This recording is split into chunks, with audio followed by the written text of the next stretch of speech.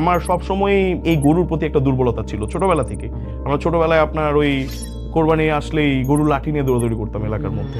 আপনার প্রজেক্ট নিয়ে মানুষের আগ্রহ অনেক বেশি আছে, আপনি কি আমাকে একটা ধারণা দিতে পারেন যে আপনি এখন পর্যন্ত আপনার প্রজেক্টে কেমন ইনভেস্ট করছেন? এই রিজেক্ট যে অ্যানিমেলগুলো ইন্ডিয়া থেকে কিন্তু ইউজুয়ালি খুব হেলদি অ্যানিমেল বাংলাদেশে আসে না, এটা তারা আমাদেরকে দেওয়ার কথা না। কারণ একটা মানুষ যিনি একটা অ্যাগ্রো প্রজেক্ট করতে চান, তার কাছে অনেক টাকা আছে কিন্তু অ্যানিমেলসের প্রতি কোনো ভালোবাসা নাই, সে এই সেক্টরে কোনোভাবেই সাস্টেইন করতে পারবে না। কিন্তু দেখেন, আমাদের রিলিজিয়নে কিন্তু বলা আছে যে আপনার প্রিয় প্রাণীকে আপনি কোরবানি করেন। বাজার থেকে জাস্ট টাকা দিয়ে কিনে এনে প্রাণীকে কোরবানি করলে হবে না। আপনার সেই প্রাণীটার প্রতি আন্তরিকতা তৈরি করতে হবে, সেই প্রাণীটার প্রতি আপনার কনসিয়াস থাকতে হবে। অ্যাগ্রো সেক্টরটা আসলে শুধুমাত্র বিজনেসের সেক্টর না, এখানে আপনার প্যাশন খুব important. Passion is very important. ফার্স্টে লাগবে প্যাশন, তারপর লাগবে বিজনেস মেন্টালিটি। আপনার যদি প্যাশন না থাকে, আপনি 6 মাস যখন দেখবেন যে আপনার গরু শুধু খেয়েই যাচ্ছে আর গোবর বের করে যাচ্ছে, আপনার ইনকাম হচ্ছে না, 7 মাসের দিন আপনার ভালো লাগবে না। এগ্রো জিনিসটা হলো কি একদম নিজের সন্তানের মতো করে আসলে আগলে রাখতে হয়। একটা সময় গিয়ে এই সেক্টরে এই শুধু যদি গরু নিয়েই কথা বলি, এটা ভেরি মাচ পসিবল যে ফিউচারে বাংলাদেশ চাইলে এক্সপোর্ট করতে পারে গরু বাংলাদেশ থেকে, ঠিক আছে? It is very much possible, but সেই প্রপার ইনিশিয়েটিভসগুলো গভর্নমেন্ট থেকে নেওয়া খুব জরুরি আর কি। এই কৃষি সেক্টরে আমাদের সবার সেটা হোক তরুণ হোক বয়স্ক, প্রত্যেকেই দিন শেষে কৃষির সাথে কোনোভাবে কানেক্ট হওয়ার চেষ্টা করে। অনেক বড় ব্যবসায়ী আছে যাদের হাতে ওই পরিমাণ সময় নাই, আবার এখানে অনেক তরুণরা আছে যাদের হাতে ওই পরিমাণ টাকা নাই। যদি দুইটা সমন্বয় করা যেত, ওই ব্যবসায়ীগুলা একটা যার আগ্রহ আছে তাকে টাকা দিচ্ছে, আর যেই ছেলেটার কাছে টাকা নাই সে ওখান থেকে সে সাপোর্টটা পাচ্ছে, এবং দুইজনই দিন শেষে লাভবান হচ্ছে। মহিষের রোগ প্রতিরোধ ক্ষমতা গরুর থেকে অনেক বেশি, আচ্ছা, এটা একটা ফ্যাক্টর। এবং মহিষের চাহিদাও অনেক আছে, ঠিক আছে? সবাই মহিষ খায় না, বাট যারা মহিষ খায় তারা মহিষ খুব পছন্দ করে। বাংলাদেশে তরুণদের যে ক্যালিবার আছে, টাকার থেকে এটা অনেক বেশি। ভাই আসসালামু আলাইকুম, কি অবস্থা, কেমন আছেন? ওয়ালাইকুম আসসালাম। জি আলহামদুলিল্লাহ, দিনকাল কেমন যাচ্ছে? যাচ্ছে আলহামদুলিল্লাহ। ব্যবসা বাণিজ্যের কি অবস্থা? ব্যবসা বাণিজ্য আলহামদুলিল্লাহ, চেষ্টা করছি আর কি। আচ্ছা, শহীদুল্লাহ এগ্রোর জার্নি কেমন যাচ্ছে এখন বর্তমানে? আলহামদুলিল্লাহ, শহীদুল্লাহ অ্যাগ্রোর জার্নি ভালো যাচ্ছে। আমরা সেকেন্ড ইয়ারে আছি আমাদের। মোটামুটি ফার্স্ট ইয়ারটা সাকসেসফুল ছিল। আশা করি এই বছরও আলহামদুলিল্লাহ ভালো একটা ফিডব্যাক পাবো ইনশাল্লাহ। শহীদুল্লাহ নামটা কই থেকে আসছে বা কেন আসলে এগ্রোর নামটা এটা দেওয়া হয়েছে? আসলে শহীদুল্লাহ হচ্ছে আমার বাবার নাম। আচ্ছা আচ্ছা আচ্ছা। উনি 2005-এ ইন্তেকাল করেছেন। ওনার নামের এগেইনস্টেই আসলে আমার ছোটবেলা থেকে ইচ্ছা ছিল যে একটা প্রতিষ্ঠান করা ওনার নামে, তো তারই ধারাবাহিকতা এই প্রজেক্টটা করা আর কি। ভালো জায়গায় তার নাম দেওয়া হয়েছে, এগ্রোর জায়গায়, জি। এটা খুবই একটা বড় বিষয়। ভাইয়া, এখন আপনার খামারে কি অবস্থা, কি কি জিনিস আছে এটা আমাদেরকে যদি বলেন। আমাদের খামারে আসলে আমরা যেহেতু এটা একটা অ্যাগ্রো বেসড প্রজেক্ট, আমরা এখন আপাতত আমাদের মূল প্রজেক্টটাই হচ্ছে গিয়ে বিফ ফ্যাটনিং এর প্রজেক্ট আর কি। আমরা বিফ ফ্যাটনিং অ্যান্ড রিয়ারিং নিয়ে কাজ করি, অ্যান্ড আমাদের ছাগল এবং গাড়লের একটা রিয়ারিং প্রজেক্ট আছে। আমরা গাড়ল নিয়ে কাজ করছি, which is kind of unique. অনেকেই হয়তো চেনে না গাড়ল জিনিসটা, কারণ আমি অনেককেই বলেছি গাড়ল হয়তো তারা প্রথম অবস্থাতেই বুঝতে পারে যে গাড়ল কি জিনিস। গাড়ল, আচ্ছা, গাড়ল হচ্ছে মূলত ভেড়ার একটা জাতি আর কি, একটা জাত আর কি। এটা একটা one of a type of ship, যেটা আসলে আপনি বলতে পারেন কাইন্ড অফ হাইব্রিড আর কি। এটা হচ্ছে মূলত ইন্ডিয়া থেকে অরিজিনেটেড। এটা হচ্ছে একটু বড় প্রকৃতির ভেড়া আর কি। আমাদের বাংলাদেশি যে ভেড়াগুলো আছে, ভেড়াগুলো একটু ছোট হয়, কম্পারেটিভলি একটু ছোট হয়, বাট এই ভেড়াগুলো আসলে একটু সাইজে বড় হয়, এদের গ্রোথ খুব ভালো, এবং অ্যাট দ্য সেম টাইম এদের রেজিস্ট্যান্সও খুব ভালো যে কোনো ডিজিজের প্রতি। আমরা এটা নিয়ে কাজ করছি। মানে এটা হচ্ছে ভেড়া এবং দুম্বার মাঝামাঝি একটা ব্রিড আর কি, গাড়ল। জি। এবং ছাগলের মধ্যে আমরা স্পেসিফিক একটা ব্রিড নিয়ে কাজ করি। আমরা সাউথ আফ্রিকান বোয়ের, যেটা এই ব্রিডটা নিয়ে কাজ করছি আর কি। সাউথ আফ্রিকান বোয়ের, এটা হচ্ছে ওয়ার্ল্ডের সবচেয়ে best breed for meat production, and meat কোয়ালিটিও অনেক ভালো। নট মানে আমাদের বাংলাদেশি যেই ব্ল্যাক বেঙ্গল ছাগল আছে, not as good as it, but next to it. But compare করলে অন্যান্য যেসব ইন্ডিয়ান ব্রিড আছে, বিটেল বলেন বা যমুনাপাড়ি বা তোতাপুরি আনুষঙ্গিক যেসব ছাগল আছে, এইসব ছাগলের থেকে মাংসের কোয়ালিটি অনেক ভালো, অনেক ভালো। অনেক ভালো। আপনি এটাকে হয়তো বুঝতেই পারবেন না যে এটা কি ব্ল্যাক বেঙ্গল নাকি বইয়ের। বাট দ্য থিং ইজ যে ব্ল্যাক বেঙ্গলের মধ্যে যে বিষয়টা আছে সেটা হচ্ছে এটার গ্রোথ কম্পারেটিভলি অনেক কম হয়, এবং আসলে ফার্মিং এর জন্য, মানে কমার্শিয়াল ফার্মিং এর জন্য ব্ল্যাক বেঙ্গল ছাগলটা আসলে ওরকম মানে অত ভালো না আর কি, ভালো না। বাট কমার্শিয়াল ফার্মিং এর জন্য এই বইয়ের ব্রিডটা খুবই ভালো, এবং এদের রেজিস্ট্যান্সও খুব ভালো আর কি। আর পাশাপাশি আমরা রিসেন্টলি একটা নতুন প্রজেক্ট স্টার্ট করেছি, সেটা হচ্ছে ব্রয়লার চিকেনের। আমরা একটা নতুন প্রজেক্ট স্টার্ট করেছি।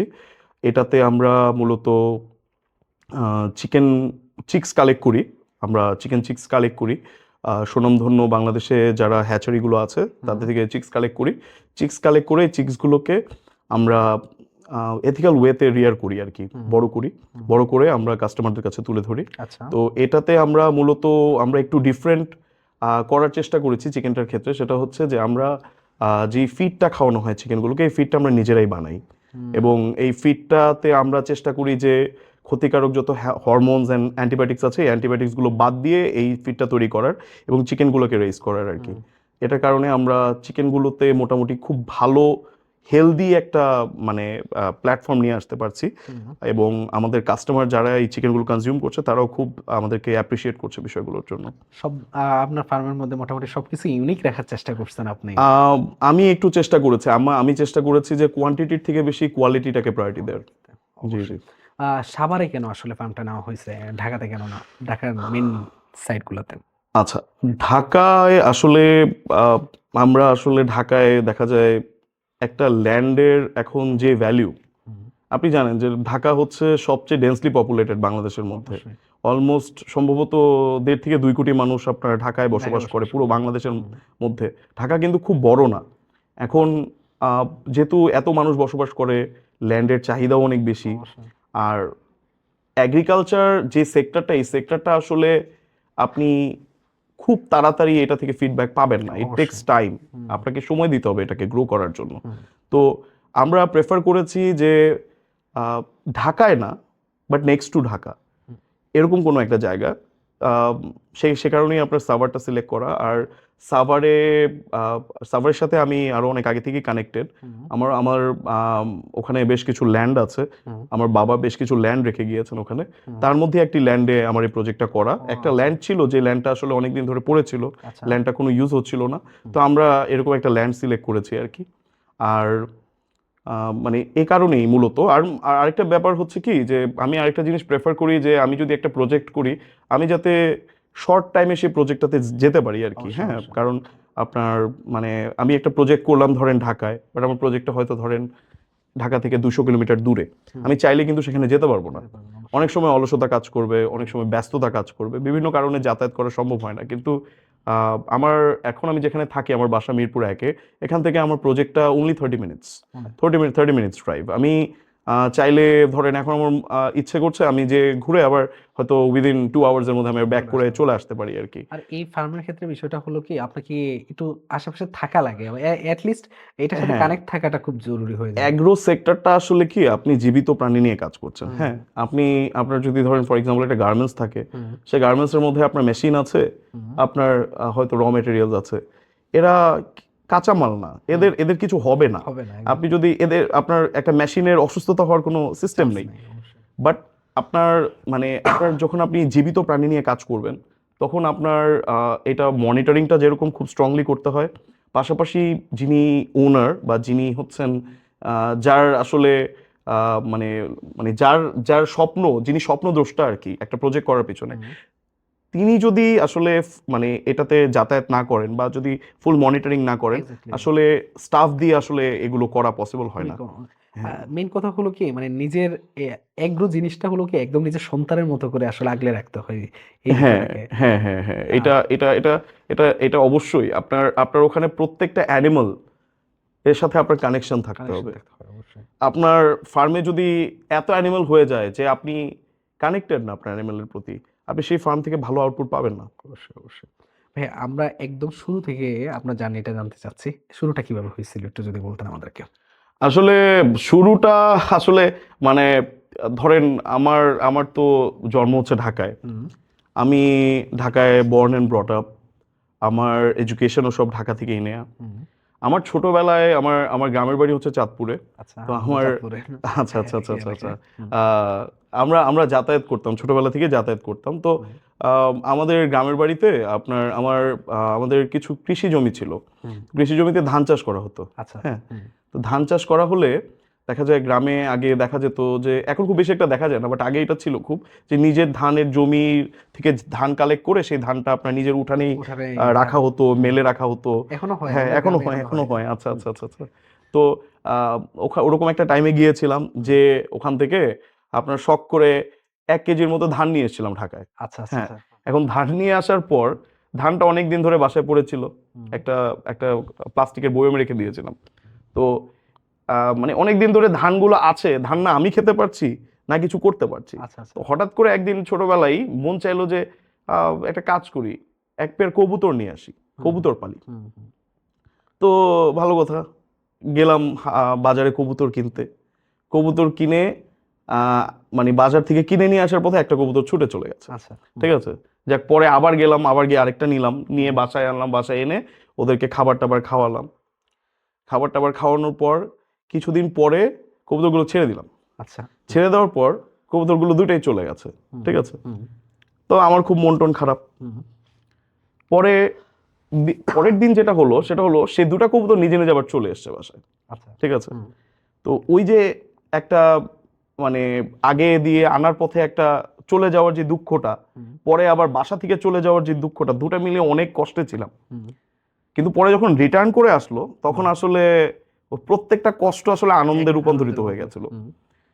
পরে কবুতরগুলো বাচ্চা দেয়, বাচ্চাগুলো পরে বড় হয়, বড় হয়ে বাচ্চাগুলো বাইরে যাচ্ছিল, আসছিল, উঠছিল, একটা একটা মানে ভালোবাসা গ্রো করে। এটাই কিন্তু আমার ফার্স্ট কোনো অ্যানিমেলের সাথে কানেকশন। ঠিক আছে, তারপর থেকে আস্তে আস্তে আসলে মানে এই কবুতর দিয়ে শুরু আর কি। কবুতর থেকে আস্তে আস্তে আপনার আমার মানে একটা মানে আমার আমার তখন আমার বাসায় কাজ চলছিল আর কি, কনস্ট্রাকশনের কাজ চলছিল। তো আমাদের বাসায় একটা উপরে একটা ফ্ল্যাটে আপনার একটা রুম খালি ছিল, যেটাকে কাজ কোনো ধরনের টাইলিং কিছু করা হয়নি, আন্ডার কনস্ট্রাকশন আর কি। তো হঠাৎ করে ইচ্ছা হলো এখানে একটু মুরগি পেলে দেখি কেমন লাগে। তো তখন আসলে কোনোভাবে যেভাবেই হোক ইনফরমেশন বের করে কোথায় মুরগি পাওয়া যায়, মুরগির বাচ্চা নিয়ে আসলাম। বাচ্চা নিয়ে এসে সেখানে 100টা মুরগির বাচ্চা নিয়ে এসেছিলাম আর কি। 100টা মুরগির বাচ্চা এনে সেগুলোকে খাবার টাবার খাইয়ে ওখানে 1 মাস পালন করি। 1 মাস পালন করার পর আমার সেখানে জাস্ট একটা মুরগি মারা গিয়েছিল। 99টা মুরগি আমি আল্লাহর রহমতে টিকাতে পেরেছিলাম ওখানে বাসার মধ্যে। এরপর এই 99টা মুরগি আমার ফ্যামিলির মানুষজনই, আশপাশের আমার রিলেটিভসরাই কিনে নিয়ে গিয়ে তারা খুব অ্যাপ্রিসিয়েট করে আর কি। তো সেই অ্যাপ্রিসিয়েশন থেকেই আসলে মানে একটা কনফিডেন্স পাই নিজের মধ্যে, যে হয়তো এই যে মানে জাস্ট একটা ট্রায়াল বেসিসে করলাম, এটা ভালো হলো, হয়তো ফিউচারে যদি আরেকটু বড় করে করি হয়তো আরো বেটার হবে আর কি। তারপর আমার আরেকটা প্রজেক্ট করা হয় আরেকটু বড় করে, ওটাও চিকেন ব্রয়লার নিয়ে কাজ ছিল আমার। ওটা করি, ওটা করার পর যখন দেখলাম যে না মোটামুটি ভালো হচ্ছে, তারপর ভাবলাম যে না একটু লার্জ স্কেলে কাজ করা যায়। তারপর আমি সাভারে চলে আসি। তো এটা হচ্ছে অনেক আগেই, তখন আমি একটা ছোট করে খুব মানে কোনো রকম একটা টিনের ছাপড়া করে ওখানে 6টা গরু উঠিয়েছিলাম, ষাঁড় গরু। তো ওগুলোকে 1 বছরও লালন পালন করি। তো তখন যেহেতু বয়স কম ছিল সবকিছু মিলে, আর আপনারা জানেন গরু কিন্তু পালার মুরগি পালার মধ্যে অনেক ডিফারেন্স আছে। একটা গরু কিন্তু প্রতিদিন প্রচুর খাবার কনজিউম করে, একটা গরুর পেছনে কিন্তু প্রচুর এক্সপেন্স হয়। একটা স্টুডেন্টের পক্ষে কিন্তু এই এক্সপেন্সটা টানা খুব ডিফিকাল্ট। ফ্যামিলি সাপোর্ট হয়তো একটা বিষয় আছে, কিন্তু খুব ডিফিকাল্ট কিন্তু আলটিমেটলি। আর ফ্যামিলি তো গরু পালো, গরুর গোবর, ব্যাড স্মেল, সবকিছু নিয়ে ফ্যামিলি থেকে সাপোর্ট কখনোই পাইনি। বাট ফ্যামিলির এগেনস্টে গিয়েই করছিলাম বিষয়টা। 1 বছর করেছি, 1 বছর করে সেই গরুগুলো আমি নিজে হাটে থেকে 3 দিন হাটে ছিলাম, 3 দিন হাটে থেকে এই গরুগুলো হাটে বিক্রি করি। এটা কত সালে? এইটা হচ্ছে মোস্ট প্রবাবলি 2010-এর দিকে, 10 অথবা 11, আমার ঠিক এখন ক্লিয়ারলি মনে নেই, 10 অথবা 11 হবে। বছর আগে আপনার জার্নিটা শুরু? হ্যাঁ, জার্নির বেসিকটা শুরু হয়েছে 15 বছর আগে। বাট মানে আসলে মানে ওই যে ছিলাম তখন আমাকে আমার মধ্যে একটা কনফিডেন্স আসে যে এই মানে আপনি যদি সোর্সটা ম্যানেজ করতে পারেন এবং আপনি যদি আপনার যদি সেলিং একটা প্ল্যাটফর্ম থাকে তাহলে একটা কনফিডেন্স অটোমেটিক চলে আসে। তো তারপরে একটু ব্রেক নিয়েছিলাম, স্টাডিজ, বিজনেস, ফ্যামিলি বিজনেস এগুলো নিয়ে একটু ব্যস্ত হয়ে পড়েছিলাম। তো এগুলো মোটামুটি গুছিয়ে আনার পরে জাস্ট 2 years ব্যাক চিন্তা করলাম যে যেহেতু এখন একটু কম্প্যারেটিভলি রিল্যাক্সড আছি, হয়তো সেই ছোটবেলার প্যাশন প্লাস ড্রিম দুটোকে আবার একটা ফেস দেয়া যায় কিনা, তারপরেই আসলে এই প্রজেক্টটাতে হাত দেয়া আর কি। আচ্ছা, এই প্রজেক্টটাতে কত সালে হাত দেওয়া হয়েছে? আমরা এই প্রজেক্টটা স্টার্ট করেছি হচ্ছে 2024 এর মিডলের দিকে। মোটামুটি আমাদের 2 বছরের কাছাকাছি 2 বছরের কাছাকাছি আমাদের প্রজেক্টটা হয়েছে আর কি। শুরুটাতে কি কি দিয়ে শুরু করা হয়েছিল এই প্রজেক্টে? আমরা আসলে যেটা শুরু করেছিলাম সেটা হচ্ছে আমরা সর্বপ্রথম আমরা গোটস নিয়ে শুরু করেছিলাম। তো আমার প্রিভিয়াসলি যখন আমি গরু পালতাম তখন আমার কিছু ছাগল ছিল, হ্যাঁ কিছু ছাগল ছিল। তো ছাগলের থেকে খুব ভালো আউটপুট পেয়েছিলাম, ছাগল থেকে খুব ভালো আউটপুট পেয়েছিলাম। আমার ওখানে অনেকগুলো বাচ্চা হয়েছিল, তো ভেবেছিলাম যে ছাগলটা নিয়েই কাজ করবো আর কি মূলত। কিন্তু আমাদের একটা বড় প্রতিবন্ধকতা আছে ছাগল নিয়ে, হ্যাঁ বাংলাদেশে কিন্তু আসলে ছাগলের কমার্শিয়াল খামার ওরকম ভাবে কেউ সেরকম ভাবে করতে পারেনি। এটার পেছনে মূল কারণ হলো যে ছাগলটাকে থেকে যেহেতু আপনার ব্রিডিং করতে হবে, আপনি হয়তো জানেন যে একটা ব্রিডিং ফার্ম আর একটা ফ্যাটনিং ফার্ম কিন্তু অনেক ডিফারেন্ট। আপনার একটা ফ্যাটনিং ফার্মের মধ্যে আপনি ব্রিডটা এতটা ইম্পর্টেন্ট, হ্যাঁ ব্রিড অবশ্যই ইম্পর্টেন্ট, বিকজ একটা ব্রিড ডিসাইড করবে যে এটার গ্রোথ কত তাড়াতাড়ি হবে। বাট যখন আপনি তার থেকে ফিউচার জেনারেশনস ক্রিয়েট করবেন তখন কিন্তু ব্রিডটা আরো অনেক বেশি ইম্পর্টেন্ট, অনেক বেশি ইম্পর্টেন্ট। এটার মূল কারণটা হলো এক এক ব্রিডের রোগ প্রতিরোধ ক্ষমতা এক এক রকম থাকে। হ্যাঁ এখন আপনি ছাগল নিয়ে যখন কাজ করতে যাবেন বা ছাগল নিয়ে আমি যখন কাজ করতে গিয়েছিলাম তখন আমি যেটা ফেস করেছিলাম যে আমার যে ব্রুডিং স্টক, যেটা আমার যে ব্রিডিং করার জন্য আমি যে প্যারেন্টসগুলোকে কালেক্ট করব, এই প্যারেন্টসগুলোর আমি কোনো ডেটাবেস পাচ্ছিলাম না। প্যারেন্টসগুলো কোনো ডেটাবেস আমার কাছে নেই। আমার জন্য বেস্ট অপশন হচ্ছে আমি মার্কেট থেকে যে কালেক্ট করে নিয়ে আসি কিছু ছাগল, ওদেরকে আনি, ওদেরকে এনে ওদের নিজেদের মধ্যে ব্রিডিং করে বাচ্চা তৈরি করি। কিন্তু বাজার থেকে যখন আমি কালেক্ট করছি এক একটা ছাগল এক এক জায়গা থেকে আসছে, এক একটা ছাগলের বাবা মা এক এক রকম ছিল, মানে কোনো ছাগলের মধ্যে পিওরিটি নেই। তো যেহেতু পিওরিটি নেই সেহেতু তাদের রোগ প্রতিরোধ ক্ষমতাও এক এক রকম। কোনো একটা ছাগল দেখা যায় একটা রোগে আক্রান্ত হচ্ছে, সে সাস্টেইন করে ফেলতে পারছে কারণ ওর রোগ প্রতিরোধ ক্ষমতা আছে, কিন্তু আরেকটা ছাগল তার পাশের ছাগলটাই মরে যাচ্ছে সেই ডিজিজে। তো this is one of the reason যে কারণে আমি এটা করিনি। আর ব্ল্যাক বেঙ্গল যে ব্রিডটা, আমার ব্ল্যাক বেঙ্গল ব্রিডটা নিয়ে কাজ করার ইচ্ছা আছে, আমি ফিউচারে কাজ করব, আমার প্ল্যানিং আছে আমার ফিউচারে শুধুমাত্র এককভাবে ব্ল্যাক বেঙ্গল এবং 100% পিওর ব্ল্যাক বেঙ্গল নিয়ে কাজ করার ইচ্ছা আছে, আমি সেটা করব। তো আমি আপনার মিক্সড ব্রিড নিয়ে যে কাজগুলো করেছিলাম সে কাজগুলো করে আসলে আমি খুব বেশি স্যাটিসফাইড ছিলাম না। পরে আমি ডিসিশন নেই যে না আমি মিক্সড ব্রিড নিয়ে কাজ করব না, আমি স্পেসিফিক ব্রিড নিয়ে কাজ করব আর কি। তো স্পেসিফিক ব্রিড নিয়ে কাজ করতে গিয়ে আমি সিলেক্ট করলাম হচ্ছে সাউথ আফ্রিকান বোয়ের যে ব্রিডটা, এই ব্রিডটাকে আমি সিলেক্ট করি। তো আমরা এই ব্রিডটার প্যারেন্ট স্টক বাড়ি থেকে ইম্পোর্ট করে নিয়ে আসি, ইম্পোর্ট করে নিয়ে এসে আমরা আপনার এই ব্রিডিংটা শুরু করি আর কি। তো আল্লাহর রহমতে আমরা এই ব্রিডটা নিয়ে সাকসেসফুল। আমাদের এখানে এই পর্যন্ত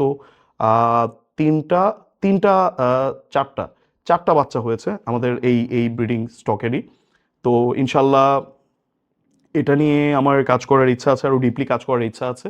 আর পাশাপাশি আমি আপনার চলে এসেছি হচ্ছে বিফ ফ্যাটনিংয়ে। আসলে বিফ আমি আগেই গরুর সাথে যেহেতু টাচ ছিলাম, তো আমার সবসময় এই গরুর প্রতি একটা দুর্বলতা ছিল ছোটবেলা থেকে।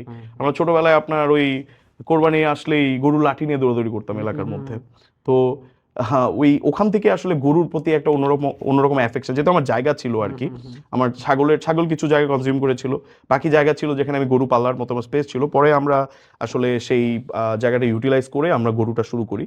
এবং আমরা গরুটা যখন শুরু করি তখন আমরা যে ডিসিশনটা নিই সেটা হচ্ছে যে এই প্রজেক্টটাতে আমরা এমনভাবে করব যাতে আমার যে লিমিটেড এরিয়া, আমার যে প্রজেক্টটা কিন্তু লিমিটেড এরিয়ার উপরে, আমার 23 কাঠা জায়গার উপর আমার প্রজেক্টটা। এখন আমি যখন এটার মধ্যে একটা মিশ্র খামার বা একটা মানে একটা ইন্টিগ্রেটেড প্রজেক্ট করব, তখন কিন্তু আমার প্রত্যেকটা জায়গায় ইউটিলাইজ করতে হবে। আমি এখানে কোনো জায়গা ওয়েস্ট করতে পারবো না। আমার গরুকে ওর যা যা ফ্যাসিলিটি দেওয়া দরকার সেই ফ্যাসিলিটিসও দিতে হবে, ছাগলকে যা যা ফ্যাসিলিটিস দেওয়া দরকার সেগুলোও দিতে হবে, পাশাপাশি আমার এখান থেকে ভালো আউটপুটও বের করতে হবে। এই কারণে আমরা যেটা ডিসিশন নিয়েছি যে যেমন আগে একটা সময় ছিল বাংলাদেশে কিন্তু ঢাকার মধ্যে, স্পেশালি ঢাকার মধ্যে আমরা যখন যেসব বাড়িতে থাকতাম এগুলো ছিল হতো দোতলা বাড়ি আর কি। কিন্তু পরে কিন্তু গিয়ে যখন মানুষ বাড়া শুরু করলো তখন কি হলো, এগুলো উপর দিকে ওঠা শুরু করলো। কারণ যখন আপনি উপর দিকে উঠবেন বা আপনি ভার্টিক্যালি উপরের দিকে যাবেন তখন আপনি কিন্তু বেশি মানুষকে সেখানে অ্যাকোমোডেট করতে পারবেন। সেম ভাবে আমরা ওই পলিসিটা নিয়েছিলাম যে যেহেতু আমরা গরুকে ছড়াতে পারছি না, মানে আমরা সাইডে বাড়তে পারছি না, আমরা উপর দিকে বাড়ার চেষ্টা করি। সেই কারণে আমরা স্ট্রাকচারটা, গরুর জন্য যে স্ট্রাকচারটা করেছি এটা করেছি হচ্ছে 3 তলা, সো দ্যাট আমরা গরুকে উপর দিকে উঠাতে পারি। এবং আমার যেই গরুকে ওঠানো নামানোর ক্ষেত্রে যাতে কোনো ধরনের অ্যাক্সিডেন্ট না হয় এই কারণে আমরা খুব স্পেসিফিকভাবে ডিজাইন করে আমরা আমাদের র্যাম্পটা করেছি, যাতে খুব ইজিলি গরু যাতে উঠতেও পারে নামতেও পারে, কোনো ধরনের অ্যাক্সিডেন্ট যাতে না হয়। এবং আল্লাহর রহমতে এই বিল্ডিংটা আমাদের করা কমপ্লিট হয়ে গেছে আরও 1 বছর আগে। মোটামুটি আমরা 1 বছর আমরা ধরে গরুগুলোকে পালছি ওখানে। আমার ওখানে একটা গরুর নার্সারি আছে। আপনি নার্সারি সম্বন্ধে যদি মানে একটু বোঝার চেষ্টা করেন, সেটা হচ্ছে যে বাচ্চাদেরকে যেমন নার্সিং করা হয় না স্কুলে, তা আমাদের গরুর বাছুরগুলোকে নার্সিং করার জন্য আমাদের একটা নার্সারি আছে। হ্যাঁ, আমরা আমরা ওখানে আমাদের বাছুরগুলোকে, আমরা দোতলায় মূলত বাছুরগুলোকেই রাখি। সেখানে আমরা মূলত যেটা করি সেটা হচ্ছে যে আমরা বাহির থেকে আর কি, মার্কেট থেকে খুব ভালো কোয়ালিটির বাছুর কালেক্ট করি আমাদের ফার্মে। তো ভালো কোয়ালিটির বাছুরগুলোকে আমরা কালেক্ট করে আমরা আমাদের নার্সারিতে রাখি, ওদেরকে যত্ন নেই। ওরা যখন মোটামুটি একটা এজে চলে আসে, ফ্যাটিং এজে চলে আসে, তখন আমরা ওদেরকে নিচে আমাদের যেখানে ফ্যাটিং শেড আছে ওখানে নিয়ে যাই। ওখানে থেকে আলটিমেটলি ওরা রেডি হয়ে ওরা মার্কেটে যায় আর কি। তো আমরা মূলত যেটা করি সেটা হচ্ছে যে আমরা ছোট বাছুর কালেক্ট করি। আমরা কিন্তু বাজার থেকে আপনার বড় গরু কালেক্ট করি না, যেটাকে এনে ধরেন 1 মাস 2 মাস পেলে কাস্টমার কাছে সেল করে ফেললাম। আমাদের পলিসিটা আসলে ওরকম না। আমরা একটা গরুকে আনার পর অ্যাটলিস্ট একটা গরু আমার ফার্মে যদি ঢুকে সে 1 বছর আগে কখনো বের হয় না। বিশাল ব্যাপার। আপনার কি অর্গানিকের উপর বেশি ডিপেন্ডেন্ট, তাই তো? জি, আমাদের আসলে অর্গ্যানিক ওয়েতে আমরা করার চেষ্টা করছি। শুরু থেকে আমাদের মূল ফোকাসটা ছিল যে একটা গরু যদি আমি আমার ফার্মে পালি, সেই গরুটা যদি আমি গরুর মাংস যদি আমি নিজে না খেতে পারি বা আমার ফ্যামিলি মেম্বার্সকে না খাওয়াতে পারি, তাহলে সেই গরুটা আসলে আমার পেলে লাভ নেই। হ্যাঁ, বা সেই প্রজেক্টটা করে আমার লাভ নেই। তো আমরা শুরু থেকে চেষ্টা করেছি হচ্ছে যে অর্গ্যানিক ওয়েতে গরুগুলোকে তুলে ধরার, গরুগুলোকে রিয়ারিং করার। তো আমরা আসলে আরেকটা বিষয় যেটা হচ্ছে যে যেহেতু আমার শুরু থেকেই আমার প্ল্যান ছিল যে একটা গরু যখন আমার ফার্মে থাকবে তখন এই গরুটাকে আমি লং টাইম রাখবো, আমার ফার্মে লং টাইম থাকবে, সে ছোটবেলায় আসবে বড় হয়ে বের হবে। তো এত লং টাইম যখন আমি একটা গরুকে রাখবো, আমি গরুটাকে যদি অর্গ্যানিক ওয়েতে বা ওকে যেভাবে সাইন্টিফিক ওয়েতে আপনার বড় করা উচিত সেভাবে যদি না করে আমি যদি কোনো ধরনের ট্রেডিশনাল বলেন বা কোনো আনএথিক্যাল প্রসিডিওর ফলো করি, তাহলে আমার গরুটা অসুস্থ হয়ে যাবে খুব অল্প সময়ের মধ্যে। আমি গরুটাকে লং টাইম রাখতে পারবো না, আর আমি বাউন্ড হয়ে যাবো গরুটাকে বিক্রি করার জন্য। ঠিক আছে, সো আমি এই কারণেই আমাদের শুরু থেকে একদম আমাদের যেটা আসলে মূল পলিসি ছিল সেটা ছিল যে গরুগুলোকে খুব হেলদি ওয়েতে বড় করা, গরুগুলোকে অর্গ্যানিক ফুড প্রোভাইড করা। এবং সেই অর্গ্যানিক ফুডগুলো আমরা নানানভাবে প্রোভাইড করি। যেমন আমার ফার্মে আমার একটা হাইড্রোপনিক প্রজেক্ট আছে, হাইড্রোপনিক ঘাসের একটা প্রজেক্ট আছে, যেখানে আমরা ট্রেতে ঘাস উৎপাদন করি এবং সেই ঘাস আমরা আমাদের গরুকে খাওয়াই। পাশাপাশি আমরা আমাদের নিজস্ব ঘাসের জমি আছে, ওখানে আমরা খুব ভালো জাতের ঘাস চাষ করি, সেই ঘাসগুলো আমরা এনে খাওয়াই। এবং আমাদের গরুর যে গোবর হয় সেই গোবর থেকে আমরা সার উৎপাদন করি, সেই সারই কিন্তু আমরা আমাদের জমিতে ইউজ করি। সো আলটিমেটলি আমরা গরুর যেই প্রত্যেকটা পার্টি আর কি আমরা অর্গ্যানিক রাখার চেষ্টা করছি। আপনি যদি ধরেন ফর এক্সাম্পল আপনি ডিসিশন নিলেন যে আপনি অর্গ্যানিক ওয়েতে গরু পালবেন, বাট আপনি গরুকে যে ঘাস খাওয়াচ্ছেন সেই ঘাসের মধ্যে আপনি গিয়ে দিচ্ছেন হচ্ছে ইউরিয়া সার, নানান ধরনের সার দিচ্ছেন, পটাশ সার, নানান আনুষঙ্গিক যত আর্টিফিশিয়াল যত সার আছে এগুলো যখন দিচ্ছেন, আলটিমেটলি কিন্তু সেই সারের এফেক্টটা কিন্তু ঘাসের মধ্যে থেকে যায়।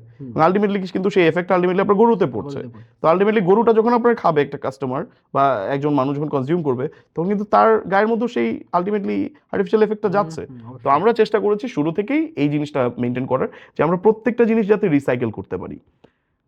আমার ফার্মে আমরা রিসেন্টলি একটা চিকেন প্রজেক্ট শুরু করেছি, আপনাকে বললাম। আমরা কিন্তু চিকেনের খাবারটাও নিজেরা বানাই এবং চিকেনের খাবারটার ম্যাক্সিমামটা চলে আসে আমাদের গরুর খাবার থেকেই। গরুর যে খাবারটা আসে সেই খাবারটাকেই আমরা যখন পিলেটাইজেশন করি বা পিলেটাইজেশন করলে মুরগির খাবার আলটিমেটলি হয়ে যাচ্ছে সেখানে, এবং সেটা খেয়েই আমার মুরগি বড় হচ্ছে। হ্যাঁ, আমার মুরগি বাজারে যেই মুরগিগুলো আছে সেই মুরগি থেকে কম্পারেটিভলি একটু স্লো বড় হয়। ইভেন আমার গরুর ক্ষেত্রেও সেম। হয়তো বাজারে যেই খাবারগুলো খাওয়ানো যায় বা খাওয়ানো হয় আর কি, বা ট্রেডিশনাল প্রক্রিয়াতে যে খাবারগুলো খাওয়ানো হয়, এগুলো খাওয়ালে যত তাড়াতাড়ি মোটা হয় একটা গরু, তার থেকে আমার গরুর মোটা হতে একটু সময় বেশি লাগে, আমার গরুর কস্ট একটু কম্পারেটিভলি বেশি হয়। কিন্তু আলটিমেটলি আমি কনফিডেন্ট থাকছি যে এই গরুটাকে যদি আমি এইবার বিক্রি নাও করি, আমি সামনের বছর যদি বিক্রি করি, আমার গরুটা সুস্থ থাকবে এবং আমার গরুটা অ্যাজ হেলদি অ্যাজ পসিবল আমি মেনটেন করতে পারবো নেক্সট ইয়ার পর্যন্ত। এই কনফিডেন্সটা নিয়ে আমি কাজ করি আসলে। এখানে একটা বড় পয়েন্ট আসে যে মার্কেটের যে অবস্থা থাকে সেই অবস্থা আপনি নাকি প্রাইসগুলো কি খুব বেশি আসলে ভ্যারি করতে পারেন, নাকি প্রাইসগুলো আপনারা আপনাদের মতো করে সেট করতে হয়? কারণ আপনাদের খরচ অনেক বেশি হয় আপনাদের প্রজেক্টে। এটা হচ্ছে আসলে মানে one of the biggest challenge আমাদের, আমরা যারা আসলে প্রজেক্টগুলো করছি, ঢাকার কাছাকাছি যে প্রজেক্টগুলো করছি, জানেন আপনারা যে আমাদের বাংলাদেশে কিন্তু আসলে গরুর মার্কেটের যে প্রাইসটা, গরু না শুধু এভরি অ্যাগ্রো প্রোডাক্ট যেটা প্রডিউস হচ্ছে, এটার প্রাইসটা কিন্তু মার্কেটে ডিপেন্ড করে হচ্ছে আলটিমেটলি মানে কস্টটা। মানে আমি আমার তৈরি করতে একটা মুরগি বলেন বা একটা গরু বলেন, সেটাকে তৈরি করতে যে এটার ফাইনাল যে আমি তৈরি করার পর যে আমার এই কস্টটা আসলো, সেই কস্টটা থেকে আমি হয়তো কস্টটার সাথে আমি হয়তো সামান্য কিছু প্রফিট অ্যাড করে আমি যে প্রাইসটা পাচ্ছি সেটাই কিন্তু হবে আলটিমেটলি আমার সেলিং প্রাইস। এটাই হওয়া উচিত আসলে। কিন্তু আলটিমেটলি বাংলাদেশে কিন্তু আসলে এই প্রক্রিয়াটা আসলে প্রযোজ্য না। বাংলাদেশে কিন্তু আপনার একটা লোকাল যে মার্কেটের যে প্রাইসটা, হ্যাঁ, সেই প্রাইসের উপর বেস করেই কিন্তু প্রাইসিং গুলো মোটামুটি নির্ধারণ করা হয়। এখন ডাজেন্ট ম্যাটার যে আপনার আপনি কত ভালো খাবার খাওয়াচ্ছেন গরুকে, হ্যাঁ, এটার একটা এফেক্ট আসলে থেকেই যায় এই ব্যাপারটা। যেমন আমি নানান সময় আমি ফেস করেছি, আমার শুরুর দিকে, আমার জার্নি শুরু থেকে আমি ফেস করেছি যে আপনার মানে আমার কাছে এরকম কোয়েশ্চেন এসেছে যে আমি বাজার থেকে আমি এরকম একটা সাইজের গরু আমি কিনতে পারছি এত টাকায়, আপনার কাছ থেকে আমার একটু বেশি দিয়ে কেন কিনতে হবে?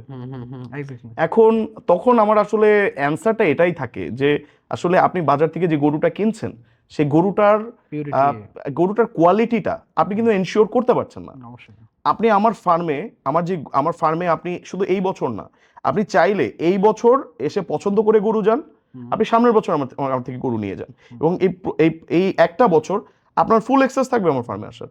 আমার গরুটাকে কি খাওয়ানো হচ্ছে, আমার গরুটাকে কি দেয়া হচ্ছে, কি মেডিসিন দেয়া হচ্ছে, কিভাবে গরুটাকে লালন পালন করা হচ্ছে, দিনে কতবার গোসল করানো হচ্ছে, সবকিছু আপনি এসে ফিজিক্যালি দেখবেন। ফিজিক্যালি দেখে আপনার গরুটাকে আপনি এক বছর পরে নিয়ে যান। এই যে আপনি জানতে পারছেন বা আপনি এক্সপিরিয়েন্সটা করতে পারছেন, এটার তো আপনাকে ভ্যালু করতে হবে।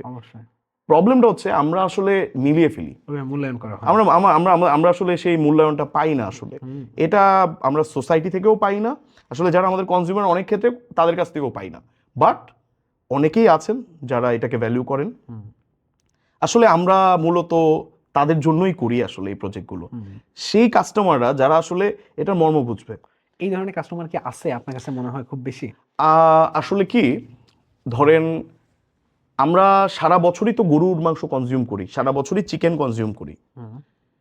চিকেনটা আমরা মোটামুটি আমার এখন রিসেন্টলি আমি যখন আমার চিকেনের প্রজেক্টটা একবারে নতুন, আমরা জাস্ট 1 মাস আগে আমরা চিকেনের প্রজেক্টটা স্টার্ট করেছি। তো আমরা চিকেনের প্রজেক্টটা স্টার্ট করেই আমরা ফার্স্ট ব্যাচটা আমরা সেল করেছি আর কি। এবং যারা নিয়েছেন তারা অনেকেই আমার গরুর কাস্টমার। হ্যাঁ, আমার গরুর যারা কাস্টমার, যারা আমার কাছ থেকে গরু কেনেন, যারা হেলদি গরু মানে নেন আর কি, মানে আমার রিপিটেড কাস্টমার যারা আছেন তারাই অনেকেই চিকেনটা নিয়েছেন, তারা চিকেনটা খেয়ে খুব হ্যাপি। আর সবচেয়ে বড় বিষয় হচ্ছে তাদের মধ্যে একটা স্যাটিসফ্যাকশন কাজ করছে যে আমি একটা হেলদি প্রোডাক্ট খাচ্ছি। ঠিক আছে, তো এই গরুর ক্ষেত্রেও আমার সেম। আমার কিন্তু গরুর ক্ষেত্রে এখন আমাদের অনেক কাস্টমার তৈরি হয়েছে, এই আমার মনে হয় এই পলিসি থেকে বা এই চিন্তাধারা থেকে তৈরি হয়েছে যে আমরা কিন্তু আসলে সারা বছর গরুর মাংস মানে সারা বছর কিন্তু আমরা গরু বিক্রি করি না। হ্যাঁ, আমরা গরুর মাংস বিক্রি করি, আমরা কিন্তু গরু স্লটার করে আমাদের এখান থেকে আমরা মিট সেল করি। হ্যাঁ, আমাদের এখান থেকে, বাট আমরা কিন্তু আস্ত গরু সেল করি না, ইউজুয়ালি সেল করি না, আমরা বছরে একবার সেল করি। এখন আপনি একটু চিন্তা করে দেখবেন যে দেখেন আমরা কিন্তু সারা বছর গরুর, যারা আমরা বাজার থেকে মাংস কিনি, আমরা কিন্তু 5 কেজি 10 কেজির বেশি মাংস কিন্তু কিনি না। 10 কেজিও খুব কম মানুষ কিনে, বেশিরভাগ মানুষ 5 কেজি 4 কেজি 3 কেজির মধ্যে কেনার চেষ্টা করে। তো এই মাংসটা কিন্তু সে তার ফ্রিজে এনে হয়তো 1-2 দিন রাখে, রান্না করে ফেলে, খেয়ে ফেলে, কনজিউম করে ফেলে, আবার নতুন আরেকটা গরুর মাংস কিনে নিয়ে আসে। সে প্রথম দিন যে গরুর মাংসটা কিনলো, 3 দিন পরে বা 4 দিন পরে আবার যে গরুর গোশতটা কিনছে সে কিন্তু সেম গরুর মাংস কিনছে না, সে কিন্তু একটা ডিফারেন্ট গরুর মাংস কিনছে। ঠিক আছে, সে ডিফারেন্ট গরুর মাংস খাচ্ছে। তো এই ক্ষেত্রে যেটা হচ্ছে যে আপনি মানে প্রথম দিন যে গরুর মাংসটা কিনেছিলেন সেই গরুটা যদি আপনার মানে কোনো এটার গায়ের মধ্যে, সে গরুটার গায়ের মধ্যে যদি কোনো ধরনের টক্সিনস থেকে থাকে, সেটা আপনি কিছুটা কনজিউম করেছেন, বাট সেকেন্ড টাইম যখন আপনি কিনছেন, হতে পারে সেই গরুটা ভালো কোনো একটা সোর্স থেকে এসেছে, হয়তো সেকেন্ড মিটটাতে আপনার সেই টক্সিনসটা নেই, আপনার বডি থেকে টক্সিনসটা রান আউট হয়ে যাচ্ছে। ঠিক আছে, কিন্তু কোরবানির ক্ষেত্রে কিন্তু সেম না। আপনি যখন একটা গরু কোরবানির জন্য কিনছেন, আপনি কিন্তু একটা পোর্শন আপনার বাসায় রেখে দিচ্ছেন, আপনার ফ্রিজে থাকছে কিন্তু সেই মাংসটা। মোটামুটি সবারই একটা ফ্যাসিনেশন কাজ করে যে কোরবানি গরু মাংসটা আমরা অ্যাটলিস্ট মেবি 1 মান্থ, কারো ক্ষেত্রে হয়তো 2 মান্থ হয়, আমরা রাখার চেষ্টা করি মাংসটাকে স্টোর করে।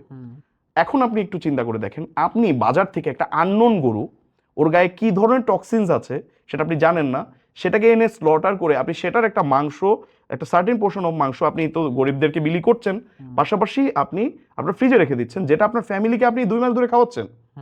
ওয়ারেস দেয়ার কুড বি পসিবল সেটার গায়ের মধ্যে প্রচুর টক্সিনস আছে, অ্যান্টিবায়োটিক্স আছে, হরমোনস আছে, নানান ধরনের ইস্যুস আছে। এখন বিষয়টা হলো যে এই কনসার্নটা যার মধ্যে আছে সেই হচ্ছে আমার কাস্টমার। সে আমার কাছ থেকে সেই মিটটা কিনে নিচ্ছে, সেই মিটটা স্টোর করছে, এই মিটটা স্টোর করে সে যদি লং টাইমও খায়, আলটিমেটলি তার ফ্যামিলি বলেন, তার বলেন, তার উপরই নেগেটিভ কোনো অ্যাডভার্স এফেক্ট পড়ছে না। দিস ইজ দ্য রিজন আমরা চেষ্টা করি আমাদের গরুগুলোকে মূলত কোরবানিতে সেল করার। কারণ কোরবানি একটা হোলি একটা ওকেশন, যেখানে আমরা চেষ্টা করি কাস্টমারকে ভালো জিনিস দেওয়ার। কাস্টমাররা যাদেরকে এই মাংসটা আলটিমেটলি, যেহেতু এটা কোরবানিটা হচ্ছে মূলত যারা হচ্ছে গরিব মানুষ আছেন তাদের জন্যই মূলত এই জিনিসটা তাদের উদ্দেশ্যে দেয়া, তারা যাতে একটা ভালো জিনিস পায়, অ্যাট দ্য সেম টাইম তার ফ্যামিলিও যাতে লং টাইম ধরে একটা ভালো মিট যাতে তারা কনজিউম করতে পারে, এবং সেম ক্ষেত্র যাতে আমার জন্য প্রযোজ্য হয়। আমিও আমার ফ্যামিলির জন্য নিজেই গরু আমার ফার্ম থেকে নিয়ে গিয়ে জবাই করি এবং সেই মিটটা আমি কনজিউম করি এবং লং টাইম কনজিউম করি, সো দ্যাট আমিও সেই হেলথ বেনিফিট আলটিমেটলি নিতে পারি। হ্যাঁ, এটাই হচ্ছে মূল রিজন আর কি। খুবই ভালো, খুবই ভালো। কিন্তু এখানে একটা সমস্যা হয় কি, আমি জানি না এটা আপনি ফেস করছেন কিনা, করার কথা, যে আপনাদের কারণে অন্যান্য ফার্মে তারা হয়তো বা অর্গানিক ভাবে আপনার মতো করে সবকিছু মেনটেন না করেও আপনাদের দামের সাথে তারাও তাল মিলিয়ে দামটা বাড়িয়ে দেয়, যার কারণে কিন্তু আমাদের মতো যারা মিডল ক্লাস কাস্টমার আছে তাদের জন্য কিন্তু খুবই কঠিন হয়ে যায়। কোরবানি ঈদের সময় যখন গরুর দামগুলো পর্যাপ্ত পরিমাণ বেড়ে যায়, তখন কিন্তু আমাদের জন্য অনেক কঠিন হয়ে যায়। বিশেষ করে বাংলাদেশ তো মানে একদম বলতে গেলে মিডল ক্লাসের মানুষের সবচেয়ে বেশি, তো তাদের জন্য আসলে খুবই কঠিন হয়ে যায়। এবং তখন হঠাৎ করে যখন দামটা বেড়ে যায়, মানে এটা তো আপনি বুঝতেই পারতেছেন, এই প্রবলেমটা আপনি কতটুকু ফেস করছেন বা কথা শুনতে হয়েছে কিনা যে আপনাদের কারণে দাম বেড়ে যাচ্ছে? আচ্ছা, আমরা আসলে মানে মানে আমরা গরুর ক্ষেত্রটা নিয়ে যেহেতু কথা বলবো আর কি, বা গরুর ক্ষেত্রটা নিয়ে কথা বলি, কারণ এটা আমি লং টাইম ধরে করছি। চিকেনটা যেহেতু আমার একদম নতুন একটা আসলে প্রকল্প, গরুর ক্ষেত্রে আমি যেটা ফেস করেছি সেটা হচ্ছে যে আমি যখন আমার কস্ট হিসেব করি, আমি দেখি যে আমি কস্ট, আমার যা যা যাবতীয় কস্ট আছে সব কস্ট মিনিমাইজ করেও আমি মোটামুটি মার্কেটের যে প্রাইসটা আছে, তখন যেই স্ট্যান্ডার্ডটা আমরা মেনটেন করতে পারি, মানে আমরা তখন যে মার্কেটে যে স্ট্যান্ডার্ড প্রাইসটা আছে সেই স্ট্যান্ডার্ড প্রাইসটার মোটামুটি আমরা রিচ করতে পারি। এখন আমার কথা হলো যে আমি এত কিছু করে যদি আমি মার্কেটের প্রাইসটা রিচ করতে পারি, তাহলে যারা এত কিছু করছে না তারা কেন এই মার্কেট প্রাইসটাতে সেল করছে? এখন আমার প্রশ্ন হচ্ছে ওই জায়গাটাতে। আসলে বিষয়টা ওই জায়গায় না, বিষয়টা হচ্ছে ডিমান্ডের উপরে। আমরা বুঝি যে ইকোনমির মূল পলিসি হচ্ছে ডিমান্ড অ্যান্ড সাপ্লাই। এখন আপনি সারা বছরের মধ্যে যে টাইমটাতে আপনার গরুর মাংসের ডিমান্ড সবচেয়ে বেশি থাকবে, সেই টাইমটাতে গরুর মাংসর প্রাইসও বেশি থাকবে। এটাই হচ্ছে একটা বিষয়। এখন আমি যখন প্রাইসিংটা করি, তখন আমি চেষ্টা করি মার্কেট যে স্ট্যান্ডার্ড আছে সেই মার্কেট স্ট্যান্ডার্ডটা ধরেই করার, আর বাকি যেই সামান্য কিছু কম বেশির যে ব্যাপারটা, ওটা আসলে যারা কাস্টমার, যারা একটু ভালো কিছু চায় তারা একসেপ্ট করে নেয়। আমরা কিন্তু এমন করি না যে যেখানে গরুর মাংসর ধরেন এখন প্রাইস চলছে হচ্ছে ধরেন ফর এক্সাম্পল 800 টাকা, আমি সেটাকে 1600 টাকায় আমি যাব না নিয়ে, বা 1200 টাকায়ও আমি নিয়ে যাব না, সেটাকে আমি 800 টাকার যে প্রাইসটা সেটাকে তো আমি 900 টাকা পর্যন্ত নিতে পারি। আমার এতটুকু কস্টিং বাড়তি আমার হয় মোটামুটি, বা আমার প্রফিটটাকে আমার বের করতে হবে সেখান থেকে, কিন্তু সেটাকে ওই পর্যায়ে নিয়ে যাওয়া যাবে না যেখানে কাস্টমারের জন্য সেটা অনেক ডিফিকাল্ট হয়ে যায়। আমার কাস্টমার, আমি বলেছি আপনাকে যে আমার কাস্টমার কিন্তু নিশ কাস্টমার্স, বাট আমি কখনোই বলিনি যে আমার কাস্টমার হচ্ছে যারা হচ্ছে আমাদের এই সমাজের উচ্চ শ্রেণীর লোকজন, কখনোই না। আমার কাস্টমার হচ্ছে তারাই যিনি ভালো প্রোডাক্ট চান, বাই নিশ আমি সেটা মেন করেছি যে হেলদি প্রোডাক্ট চান। সে তার জন্য 50 টাকা খুব বড় কোনো ব্যাপার না হেলদি প্রোডাক্টের জন্য। হ্যাঁ, এখন আমার গরুর দাম যদি হয় বাজারে 1 লাখ টাকা, সেটাকে নিয়ে যদি আমি 3 লাখ টাকায় বিক্রি করি, শুধু এটা বলে যে আমি হেলদি ওয়েতে প্রডিউস করছি, সেটা হবে ডিফারেন্ট। ঠিক আছে, সেটা হবে মানে আনএথিক্যাল আমার জন্য, আমার গরুর জন্য। ঠিক আছে, বাট আমি যেটা করছি সেটা এটা না। আমি যেটা করছি সেটা হচ্ছে যে আমরা মার্কেটে যে প্রাইসটা আছে, মার্কেটের প্রাইসটার কাছাকাছি রাখার চেষ্টা করছি আমাদের প্রাইসটাকে, এবং যে কাস্টমারগুলো আছেন, যে যারা আছেন আর কি আমাদের কাস্টমার, তাদেরকে আমরা চেষ্টা করছি ভালো জিনিস দেওয়ার এবং তাকে বোঝানোর, তাকে কনসিয়াস করার এই বিষয়টাতে যে আপনি গরু যখন কিনবেন তখন আপনার উচিত এই জিনিসটা বোঝা যে আপনি যে গরুটা নিচ্ছেন সেই গরুটা নিয়ে আলটিমেটলি আপনি কিন্তু গরুটার মাংস খাবেন, আপনি গরুটাকে কনজিউম করবেন। আপনি মানে আননোয়িংলি আপনি একটা গরু বাজার থেকে কিনেন না।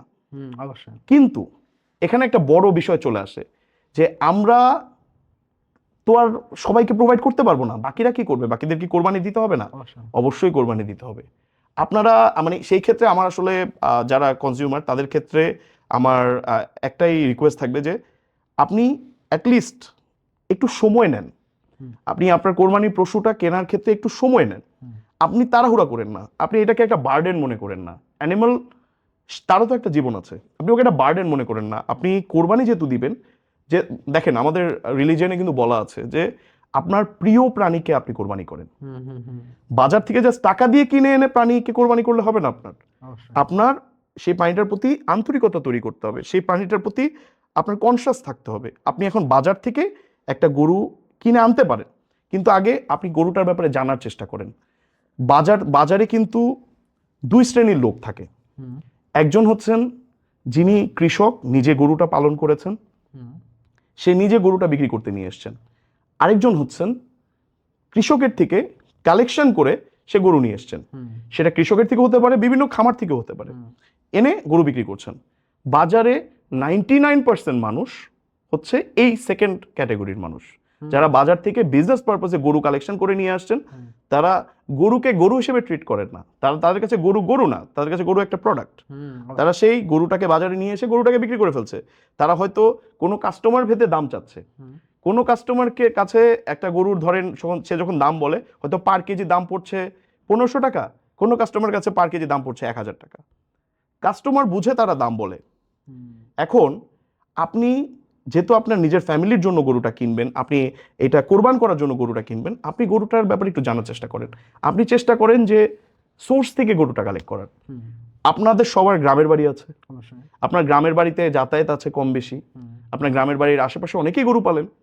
কারো একজনের সাথে কথা বলেন যে ভাই আপনি আমার জন্য একটা গরু তৈরি করে দেন, আমার গরুটাকে ভালোভাবে আপনি পালেন, গরুটাকে কোরবানির আগে আমার বাসায় পৌঁছে দেন।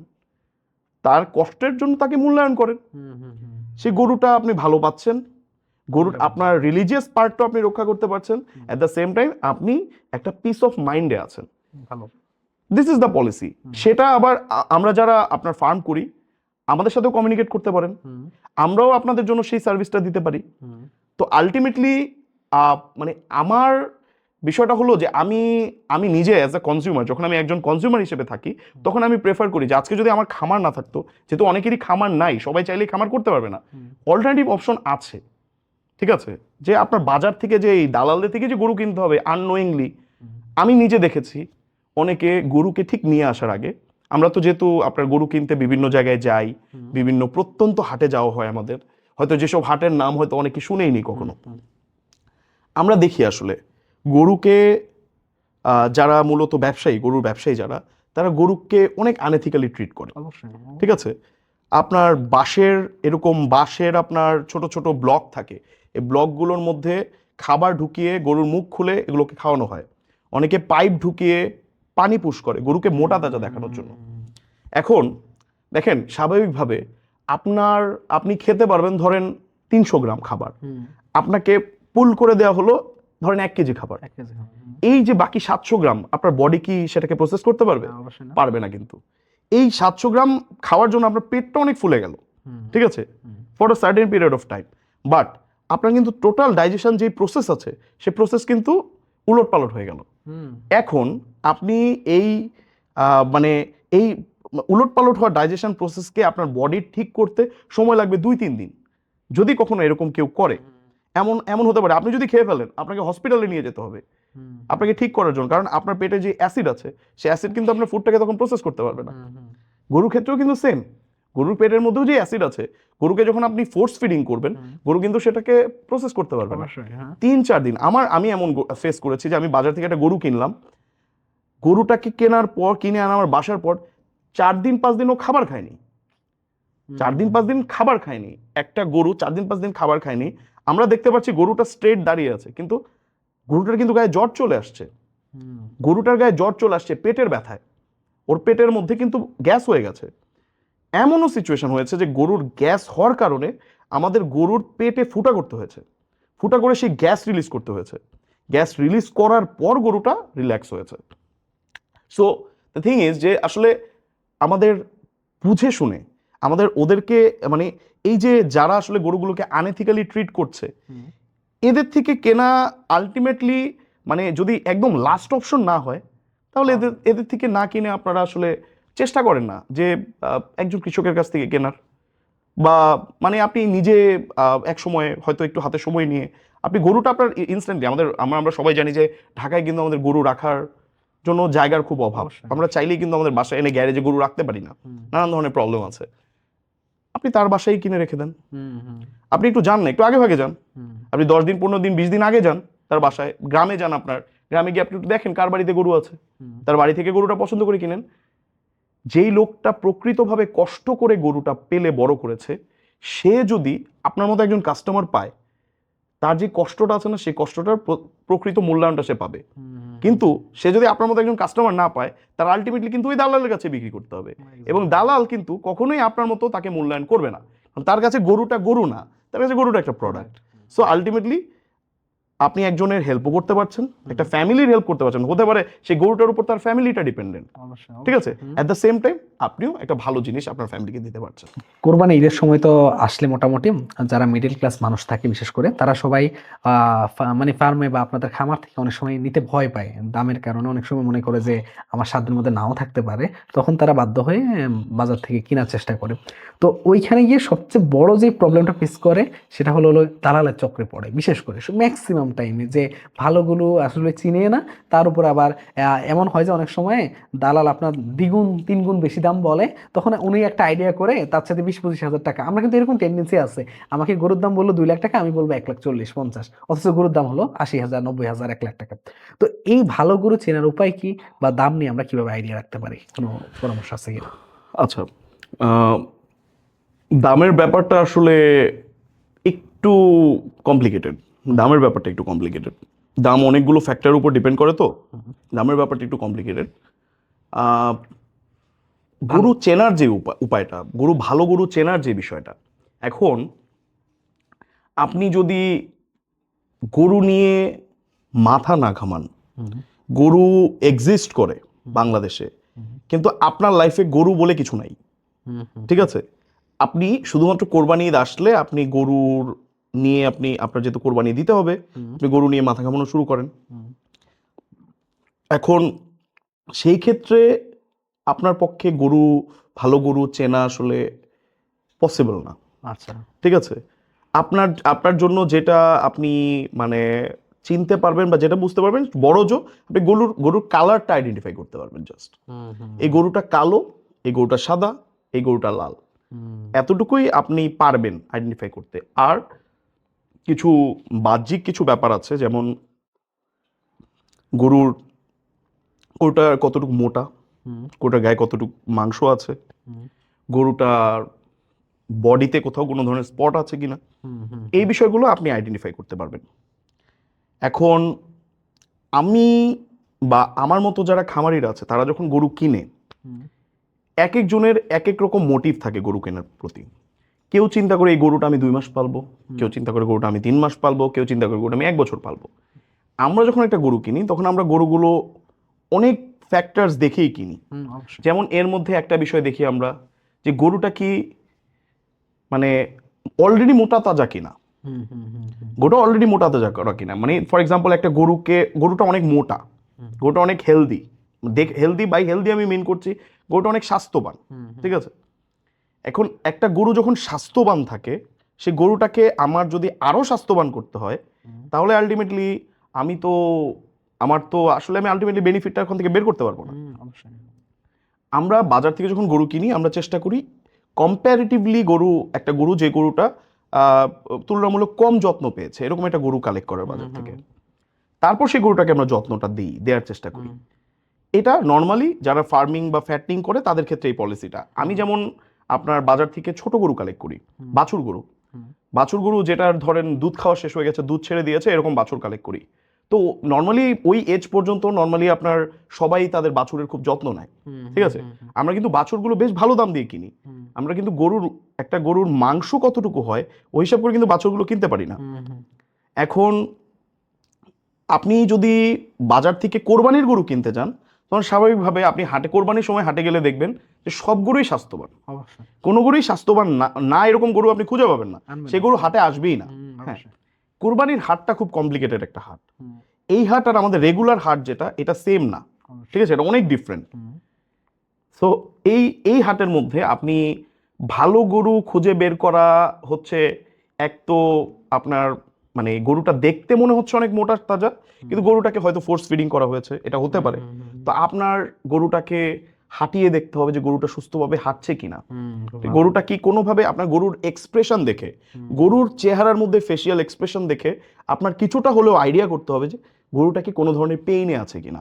সেটা যে কোনো ধরনের পেইন হতে পারে, ওর পেটে পেইন হতে পারে, ওর পায়ে পেইন হতে পারে, কুড বি ওর মাথায়ও পেইন হতে পারে, আই ডোন্ট নো। বাট গরুটা কি কোনো ধরনের পেইনে আছে কিনা আপনার সেটা আইডেন্টিফাই করতে হবে। দেখেন, আমরা যারা ফার্মার আমরাও অনেক ক্ষেত্রে আইডেন্টিফাই করতে পারি না একটা গরুটা সুস্থ আছে কিনা কেনার সময়।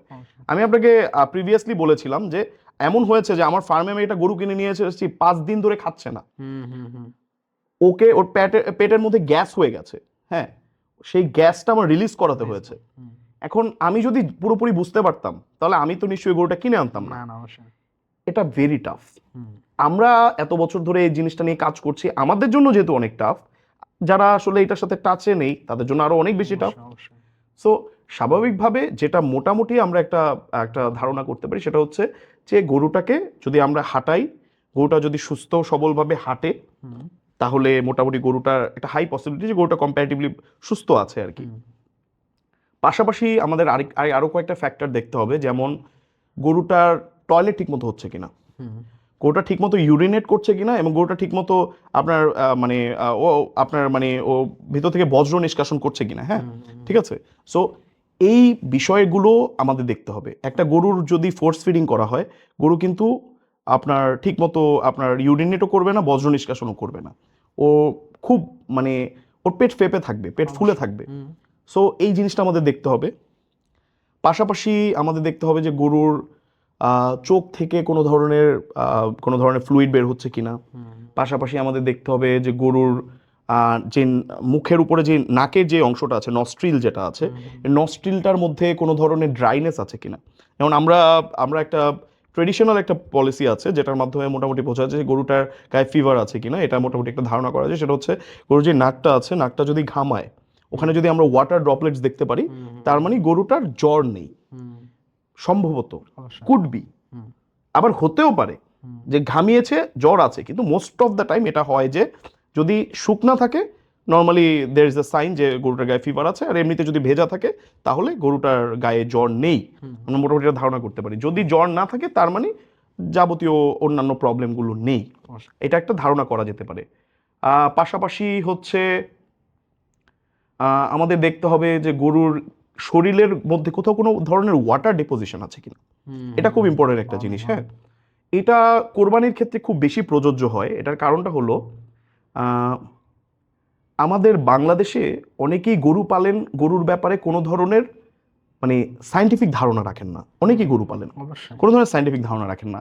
এখন ধরেন মানে অনেকে কি করেন, অনেক ডক্টররা, আমি সম্ভবত গ্রামাঞ্চলে অনেক ডক্টররাও এই ধরনের আনএথিক্যাল প্র্যাকটিসে সম্ভবত সাপোর্ট করেন আমার কাছে মনে হয়। না হলে আসলে যারা আসলে একদম প্রান্তিক খামারি তাদের এইসব বিষয়ে জানার কথা না। অনেক ধরনের হরমোনস ইউজ করেন, ঠিক আছে, তারা অনেক ধরনের হরমোনস ইউজ করেন গরুর গ্রোথ আনার জন্য, ঠিক আছে। এখন বিষয়টা কি হয় আসলে, এক্সেসিভ হরমোনস বা এক্সেসিভ মানে মানে এক্সেসিভ বডিজ যখন ঢুকে, এক্সেসিভ আপনার ফরেন বডিজ যখন আপনার গরুর গায়ে ঢুকে, তখন গরুর যে ইন্টারনাল অর্গ্যানগুলো থাকে না, ওই ইন্টারনাল অর্গ্যানগুলো আসলে এইটাকে প্রসেস করতে পারে না সঠিকভাবে। প্রসেস না করতে পেরে ড্যামেজ হয়ে যায়। ড্যামেজ হয়ে একটা টাইমে গিয়ে একদম বিকল হয়ে যায়, মানে ও ফাংশনই করতে পারে না। তখন গরুটার গায়ের মধ্যে পানি চলে আসে। স্পেশালি এটা হয় কিডনির ক্ষেত্রে। গরুর কিডনিস যদি নষ্ট হয়ে যায় তাহলে আপনার গরু খাবে কিন্তু ও ঠিক মতো ইউরিনেট করতে পারবে না। তো ওই টাইমটাতে গরুর গায়ের মধ্যে পানি জমবে, গরুর স্কিনের নিচে একটা পানির লেয়ার চলে আসবে। গরুর স্কিনে যদি আপনি টাচ করেন, এটা মনে হবে যে একটু পানি চলে গেল, আবার আপনি যখন হাত সরিয়ে ফেললেন আপনার মানে স্পট থেকে যাবে, ঠিক আছে। পানিটা যখন চলে যাবে তখন যে জায়গাটাতে স্পটটা ছিল ওই জায়গাটা স্পটটা বোঝা যাবে, আবার উইদিন আ ফিউ সেকেন্ডস আপনার আবার সেম হয়ে যাবে। সো এইটা একটা বিষয়, যেই বিষয়টা আসলে কোরবানির হাটে এই বিষয়টার প্রচলন আছে। আমি দেখেছি প্রিভিয়াসলি কিডনি বিকল হয়ে যায়, অনেক সময় লিভার বিকল হয়ে যায়, ঠিক আছে। এই গরুগুলো ইউজুয়ালি 3-4 দিনের বেশি সাস্টেন করতে পারে না, ঠিক আছে। গরুগুলো 3-4 দিনের বেশি সাস্টেন করতে পারে না। এই ধরনের গরুগুলোকে নর্মালি যারা হাটে ব্যাপারীরা থাকেন বা যারা গরুগুলো বিক্রি করেন তারা মোটামুটি জানেন যে গরুটার এই সিচুয়েশন। তারা অনেক সময় গরুগুলো একটু বাজারে কমেও বিক্রি করে ফেলেন, কম দামে বিক্রি করে ফেলেন। কিন্তু প্রবলেমটা আসলে ওই জায়গাটাতেই, যে আপনি গরুকে প্রোডাক্ট হিসেবে ট্রিট করছেন, আপনার বাসায় এনে গরুটাকে জবাই করে মানে মানে সে আপনার কাজ শেষ, নাকি এটার সাথে আপনার ইমোশনস জড়িত, এই বিষয়টা আসলে বোঝার বিষয়। So these are some of the things, এগুলোই মোটামুটি আমরা কম বেশি আমরা একটু দেখতে পারি, বাকি আসলে খুব বেশি বোঝার উপায় নেই। আর দাম কম বেশির যে ব্যাপারটা সেটা আসলে মার্কেটে দেখেন আমরা ক্রমান্বয়ে কিন্তু গরুর দাম বাড়ছে সময়ের সাথে সাথে। এটার মূল কারণটা হলো গরু পালার যে কস্ট, এটাও কিন্তু বাড়ছে উইথ টাইম। এখন আপনি যদি প্রতি বছর মানে প্রিভিয়াস ইয়ারে আপনি গরু যেই দামে কিনেছেন, আপনি যদি মোটামুটি একটা আইডিয়া করে যদি আপনি ওই দামে গরু কিনতে চান, হয়তো আপনি প্রিভিয়াস ইয়ারে যেই দামে যেই সাইজের গরু কিনেছেন, হয়তো এই বছর আপনি গরু সেই দামে কিনতে নাও পারতে পারেন, গরুর দাম একটু বাড়তে পারে। হ্যাঁ, তো আমাদের আসলে তার মধ্যে থেকেই আসলে যতটুকু পসিবল দামাদামি করে নিতে হবে। আর গরুর যেমন আমরা যারা গরু কিনি বা গরু ফার্ম নিয়ে আমাদের কাজ হয়, আমরা আপনার মোটামুটি একটা গরু দেখলে গরুর গায়ে কতটুকু মাংস থাকে এটা মোটামুটি আমরা একটা ধারণা করতে পারি। আমরা কখনোই বলতে পারবো না, এটা পসিবল না। তো সেই ধারণার উপর বেস করেই কিছুটা দামটা নির্ধারণ করা উচিত। পাশাপাশি মানে একটা গরু কেনার ক্ষেত্রে একটু যদি সময় দেওয়া হয়, যখন আপনি কম্পেয়ার করবেন, ধরেন আপনি একদিন হাটে গিয়ে যদি আপনি ধরেন 50টা গরু দেখলেন, 50টা গরুর দাম জিজ্ঞেস করলেন, কোন সাইজের গরুর কোন ব্যাপারী কিরকম দাম চাচ্ছে, এটার উপর বেস করে আপনি কিছুটা হলেও আপনি একটা আইডিয়া পাবেন যে এই ধরনের গরুর কিরকম দাম হওয়া উচিত। তার মধ্যে 19-20 করে আসলে আপনার নিতে হবে। কিন্তু আমরা যদি মানে এটা মানে আমাদের মধ্যে যদি একটা টেন্ডেন্সি থাকে যে আমার হাটে গিয়ে জিততে হবে বা আমার কোরবানিতে গরু কিনে জিততে হবে, জেতাটা আসলে অনেক ডিফারেন্ট একটা জিনিস। আপনি হয়তো এটা গরুতে দামে জিতে গেলেন, গরুটা স্বাস্থ্যবান না, গরুটা অসুস্থ গরু, সেই জেতার কি আসলে কোনো ভ্যালু আছে? আসলে কোনো ভ্যালু নেই।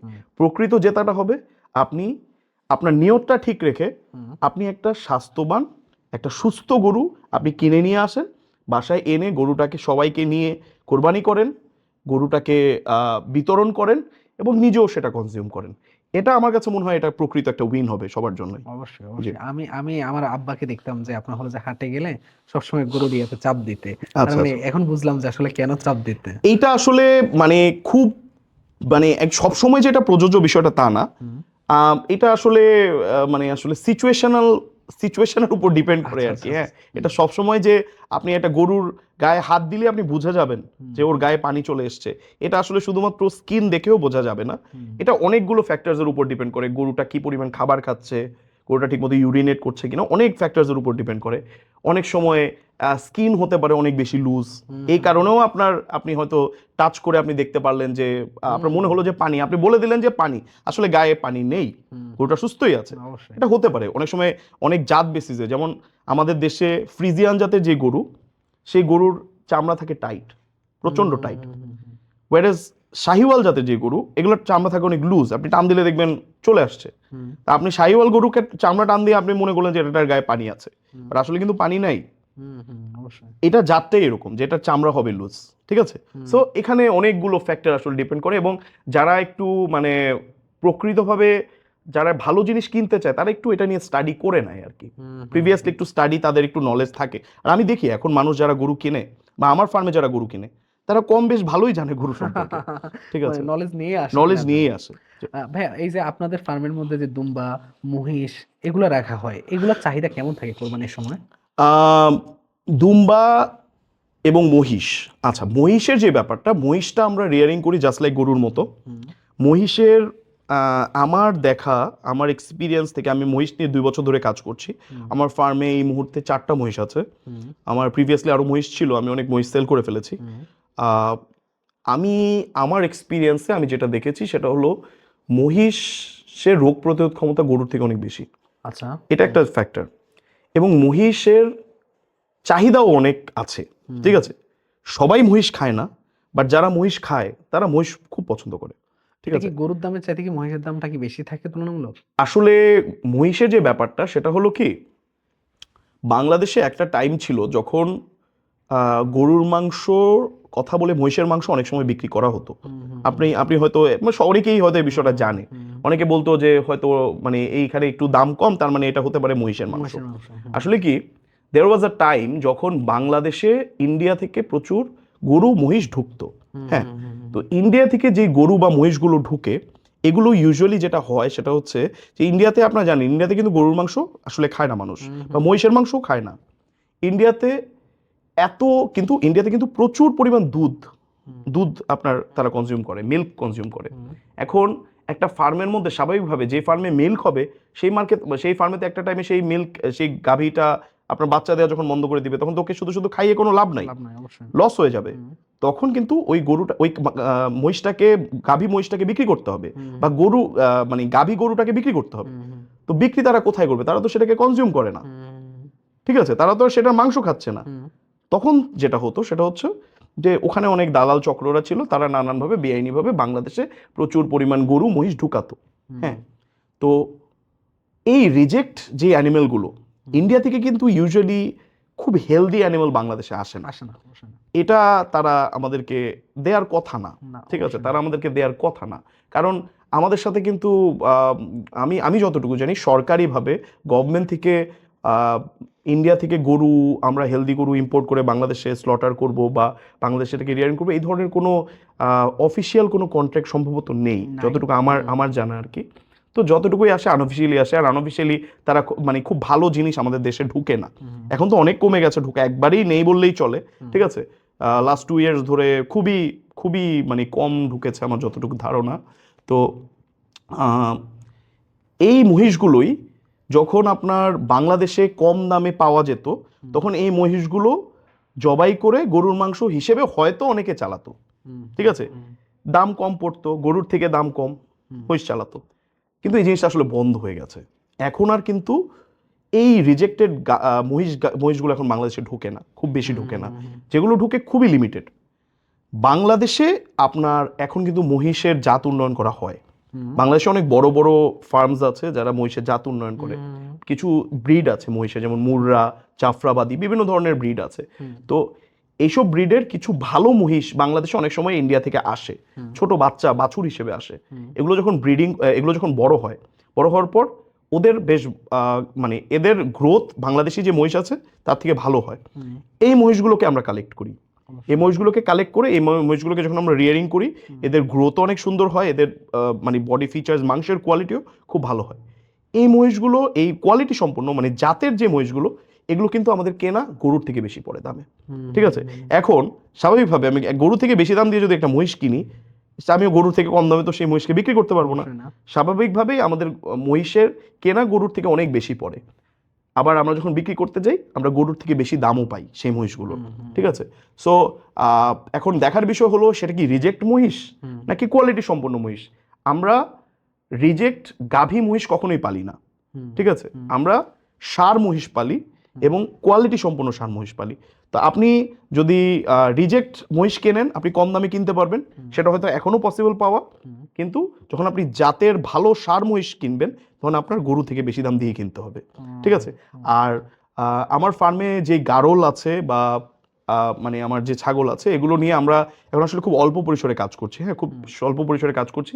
আমি এখন আসলে জাত উন্নয়ন করছি, আমি এখন মার্কেটে সেল করছি না, হ্যাঁ আমার কাছে খুব ভালো জাতের গারল আছে, খুব হাই কোয়ালিটির গারল আছে, আমি ওর থেকে বাচ্চা কালেক্ট করছি। আমাদের এখন বাচ্চা কালেকশন হচ্ছে। আমাদের লাস্ট ইয়ারে প্রায় 12-13টার মতো বাচ্চা হয়েছে গারলের, প্লাস আমার ছাগলেরও বাচ্চা হয়েছে, অনেকগুলো বাচ্চা হয়েছে। তো আমরা জাত উন্নয়ন করছি, আমরা ইনশাল্লাহ কমার্শিয়ালি হয়তো আরো আমাদের বছর খানিক লাগবে আমরা যখন মার্কেটে আপনার এগুলো দিতে পারবো আর কি। সেম দুমার ঘটনাটাও হ্যাঁ সেম ভাবেই আমরা এগুলো আসলে আমরা খুব মানে লিমিটেড ওয়েতে করছি আর কি। হ্যাঁ এই হচ্ছে বিষয়। তো আমরা ইনশাআল্লাহ নেক্সট ইয়ার আমরা চেষ্টা করব যে অ্যাটলিস্ট আমরা কিছু গারল, কিছু দুম্বা, কিছু ছাগল যাতে মার্কেটে আমরা দিতে পারি আর কি, স্লটারিং এর জন্য, কোরবানিকে টার্গেট করে ইনশাআল্লাহ। ভাইয়া আপনার প্রজেক্ট নিয়ে মানুষের আগ্রহ অনেক বেশি আছে, আপনি কি আমাকে একটা ধারণা দিতে পারেন যে আপনি এখন পর্যন্ত আপনার প্রজেক্টে কেমন ইনভেস্ট করছেন?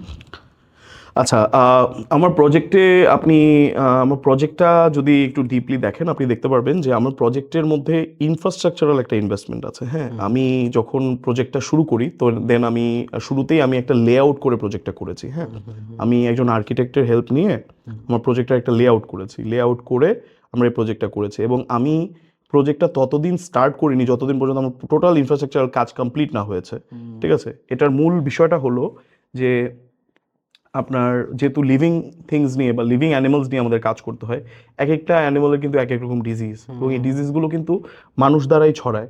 হ্যাঁ মানুষ দ্বারা, বিভিন্ন অ্যানিমাল দ্বারা ছড়ায়।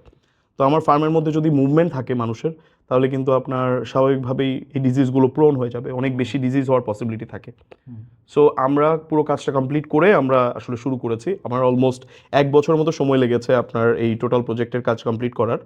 আমার মোটামুটি একটা ভালো ইনভেস্টমেন্ট হয়েছে। অ্যাকুরেটলি কত ইনভেস্টমেন্ট হয়েছে আমি এখন বলতে পারছি না আসলে ক্লিয়ারলি, বাট মোটামুটি একটা ভালো ইনভেস্টমেন্ট হয়েছে। বাট যতটুকু ইনভেস্টমেন্ট হয়েছে না কেন, আমি আমার প্রজেক্টটা স্টার্ট করার পর, আমার প্রজেক্টটা ফুললি রান করার পর, আমার প্রজেক্ট কিন্তু এখনও ফুললি রান হয়নি।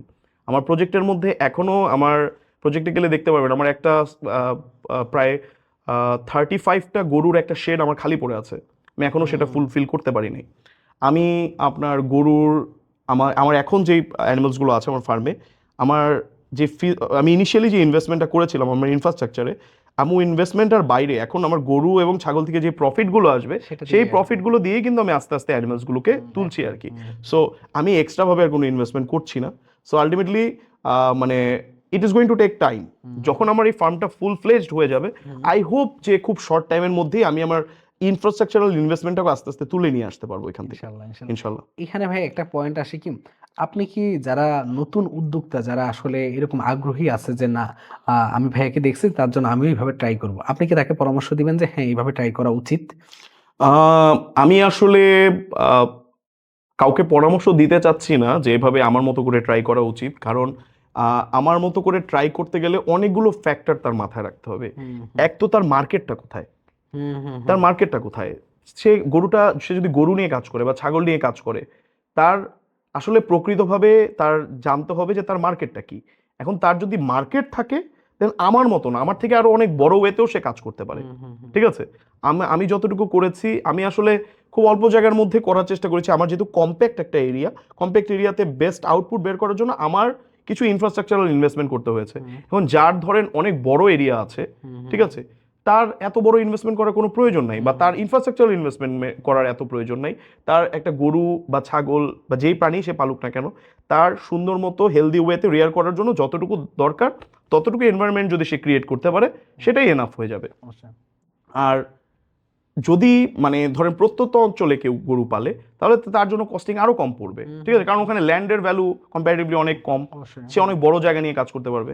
আর আমার যে প্রজেক্টটা, সেই প্রজেক্টটা হচ্ছে একটা ইন্ডাস্ট্রিয়াল এরিয়াতে, ঠিক আছে, আমার ঠিক প্রজেক্টের ঠিক গেটের অপোজিটে হচ্ছে বিশাল বড় একটা ফ্যাক্টরি, ঠিক আছে, আমার পাশে হচ্ছে একটা ফ্যাক্টরি, আমি মিডলে হচ্ছে একটা অ্যাগ্রো প্রজেক্ট করেছি। তো স্বাভাবিকভাবেই আমার সিচুয়েশনটা কম্পারেটিভলি ডিফারেন্ট, আমার আশেপাশে বাড়ার সুযোগ নেই, বাট তাদের ক্ষেত্রে হয়তো বাড়ার সুযোগটা থাকবে। সো তারা কম্পারেটিভলি কম ইনভেস্টমেন্ট দিয়েও শুরু করতে পারে। বাট দ্য থিং ইজ, যদি ধরেন এমন হয় যে তার মানে জায়গা কম, কিন্তু সেই জায়গাটুকুর মধ্যে সে একটা ভালো আউটপুট বের করার জন্য অনেক অ্যানিমালকে সে এখানে অ্যাকোমোডেট করতে চায়, সেই ক্ষেত্রে তার একটা ভালো ইনভেস্টমেন্ট ইনফ্রাস্ট্রাকচারের জন্য তার রাখতে হবে, এটা ছাড়া সে ভালো আউটপুট পাবে না আলটিমেটলি। আপনি অফ ক্যামেরায় একটা কথা বলতেছিলেন যে আসলে এই জার্নিতে লেগে থাকার একটা বড় বিষয় আছে, না হলে আউটপুট আসতে অনেকটা সময় লাগে।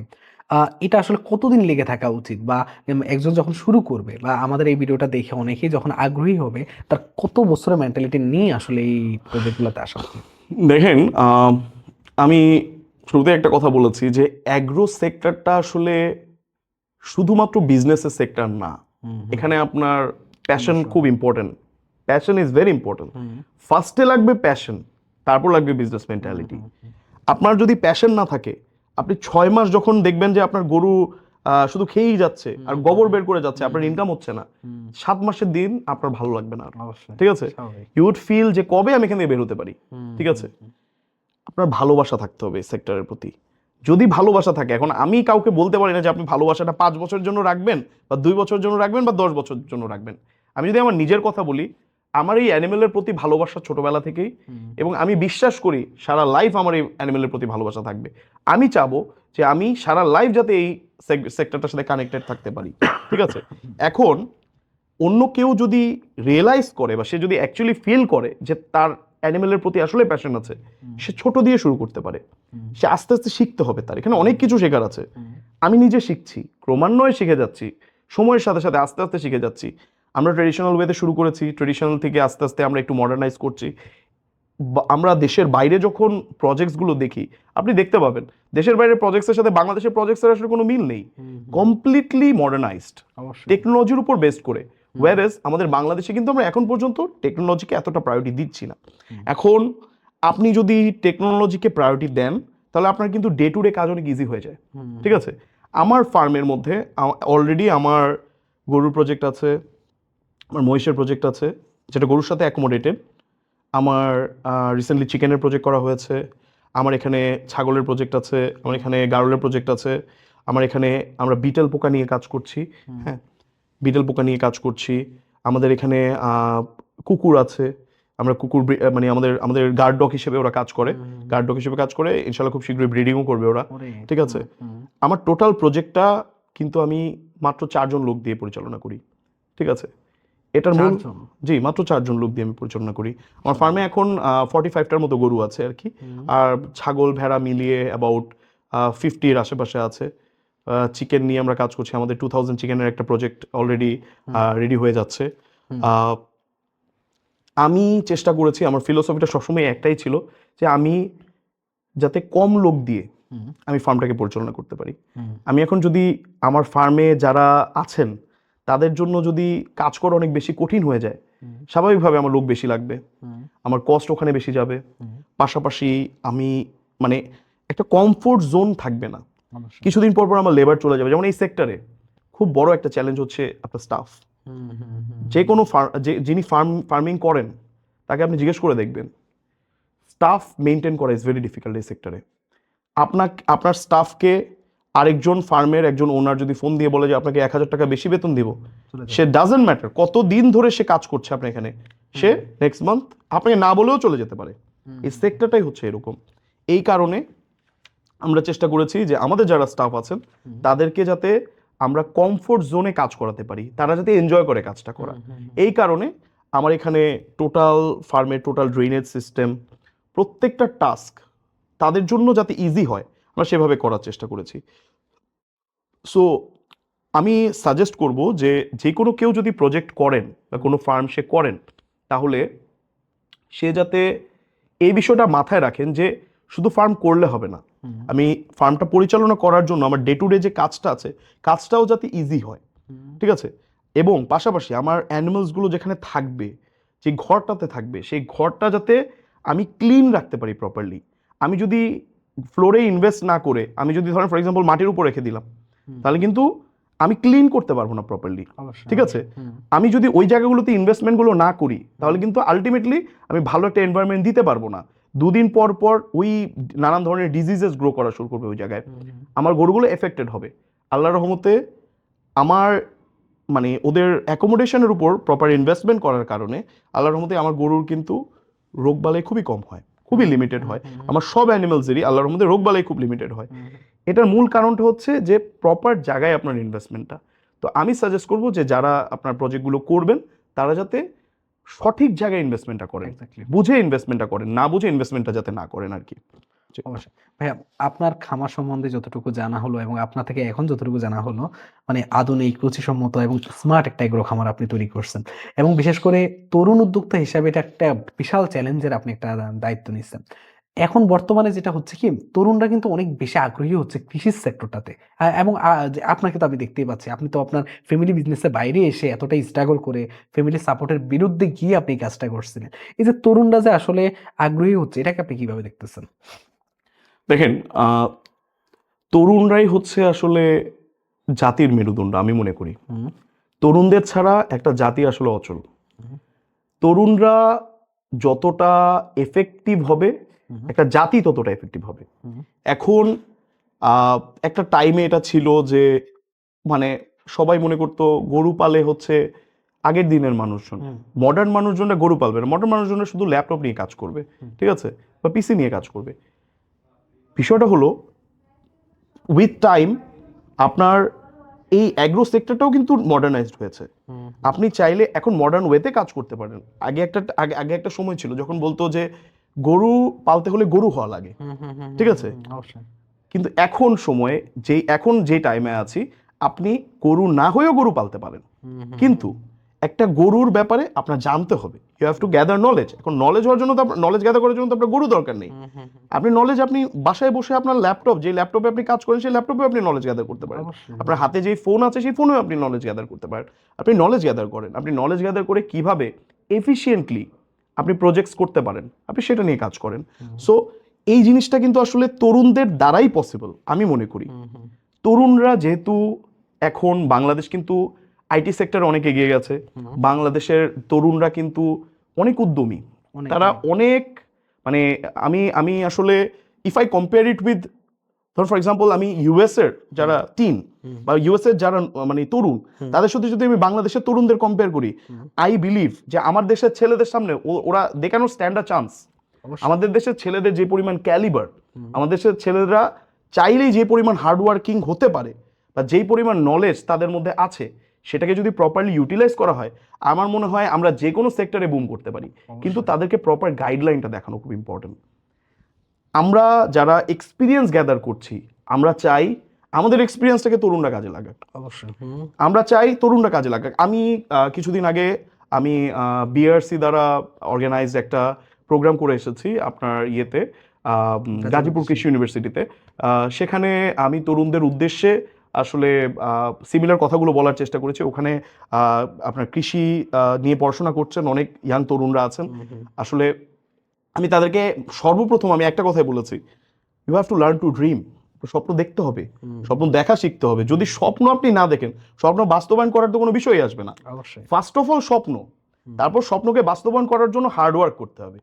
সেই হার্ডওয়ার্কটা করলে আলটিমেটলি রেজাল্ট আসবেই। রেজাল্ট আসলে সাকসেসটা আসলে আমাদের নিজেদের হাতেই। আমরা সাকসেসটা অ্যাচিভ করার জন্য যতটা হার্ডওয়ার্ক করব ততটা দ্রুতই সাকসেস আমাদের কাছে আসবে। এবং এই সেক্টরটাতে অবশ্যই সাকসেসফুল হওয়া সম্ভব, বাট এই সেক্টরটাকে ভালোবাসতে হবে, এই সেক্টরটার প্রতি আন্তরিকতা থাকতে হবে। আন্তরিকতা ছাড়া এই সেক্টরটাতে কেউই কিছু করতে পারবে না, তার কাছে যত টাকাই থাকুক না কেন। একটা মানুষ যিনি একটা অ্যাগ্রো প্রজেক্ট করতে চান, তার কাছে অনেক টাকা আছে কিন্তু অ্যানিমালসের প্রতি কোনো ভালোবাসা নাই, সে এই সেক্টরে কোনোভাবেই সাস্টেন করতে পারবে না। কিন্তু খুব কষ্ট করে আর্ন করে সেভ করে একটা ছেলে যার এর প্রতি ভালোবাসা আছে, সে সেই ছোট থেকেই চাইলে এটাকে সাস্টেন করে একটা বড় পর্যায়ে নিয়ে গিয়ে তার স্বপ্ন সে বাস্তবায়ন করতে পারবে, এটা আমার বিশ্বাস। ইনশাল্লাহ। কিন্তু এখানে কথা হলো কি ভাইয়া, আমি আমি শোনার পরে আমার যেটা মনে হচ্ছিল কি, অনেকেরই স্বপ্ন এই সেক্টরে, হুম কিন্তু সবচেয়ে বড় বাধা হলো ফিনান্সিয়াল। কারণ কি, এটা হুম আপনি এটা আপনি অস্বীকার করতেই পারবেন না কখনো। এই হুম কারণেই যে একটা এগ্রো দেওয়ার জন্য আপনি চাইলেই 10,000, 20,000, 50,000 টাকা নিয়ে নামতে পারবেন না, কোনোদিনও পারবেন না। একটা গরু কিনতে গেলে আপনার 1-1.5 লাখ টাকা লাগতেছে এখন। তো আপনি একটা গরু নিয়ে কখনো এগ্রো দেওয়ার চিন্তা করতে পারেন না। আপনাকে অ্যাটলিস্ট ন্যূনতম একটা অ্যামাউন্ট টাকা নিয়ে আসতে হবে, যেটা আমাদের তরুণদের ক্ষেত্রে এটা খুবই খুবই কঠিন এই জিনিসটাতে। তো সেই স্বপ্নের জায়গায় আপনি বাস করতেছেন, বিষয়টা এমন হয়ে গেছে। না, আসলে কি আমি আপনার সাথে একমত। হ্যাঁ, আপনি একটা অ্যাগ্রো প্রজেক্ট অবশ্যই টাকা ছাড়া করতে পারবেন না, অবশ্যই না। শুধুমাত্র স্বপ্ন দিয়ে তো আর গরু কিনতে পারবেন না আপনি। এক্স্যাক্টলি। আচ্ছা, কিন্তু আপনি আমরা আমরা কিন্তু আসলে মানে সবাই কিন্তু স্বপ্ন দেখি, স্বপ্ন বাস্তবায়ন করার জন্য হার্ডওয়ার্ক করি। হুম আমি যদি অ্যাগ্রো প্রজেক্ট করতে চাই, সেই প্রজেক্টের জন্য আমার যতটুকু করার জন্য যতটুকু টাকা দরকার, অতটুকু টাকা কিন্তু আমি সেভ করব। হুম ঠিক আছে, যদি আমি স্বপ্ন না দেখি বা অ্যাগ্রো প্রজেক্ট আমি ধরেন ফর এক্সাম্পল অ্যাগ্রো প্রজেক্ট হোক বা যে কোনো তার ড্রিম, সে যেই সেক্টরেই তার ক্যারিয়ার বিল্ড আপ করতে চায় না কেন, সে যদি সেই সেক্টরটা নিয়ে কাজ করার চেষ্টা না করে, তাহলে টাকা সেভ না করে, এক্স্যাক্টলি। আমি তো খরচ করে ফেলবো টাকাটা, অবশ্যই অবশ্যই। আমার টাকাটা তো জমবেই না। হুম আপনি চেষ্টা করেন না, আপনি টাকা সেভ করার চেষ্টা করেন। আপনি আপনি মাসে 3,000 টাকা কামান, আপনি সেখান থেকে 1,000 টাকা সেভ করেন। হুম হুম 1,000 টাকা আপনি 1 বছর সেভ করেন, হুম 1,000 টাকা করে সেভ করেন। আপনি 1,000 টাকা 5 বছর সেভ করেন। আপনি চেষ্টা করেন, আপনি অন্যান্য প্রফেশনেও কাজ করেন, আপনি কিছু টাকা জমানোর জন্য, আপনি আপনার ফ্যামিলি থেকে কিছু সাপোর্ট নেন।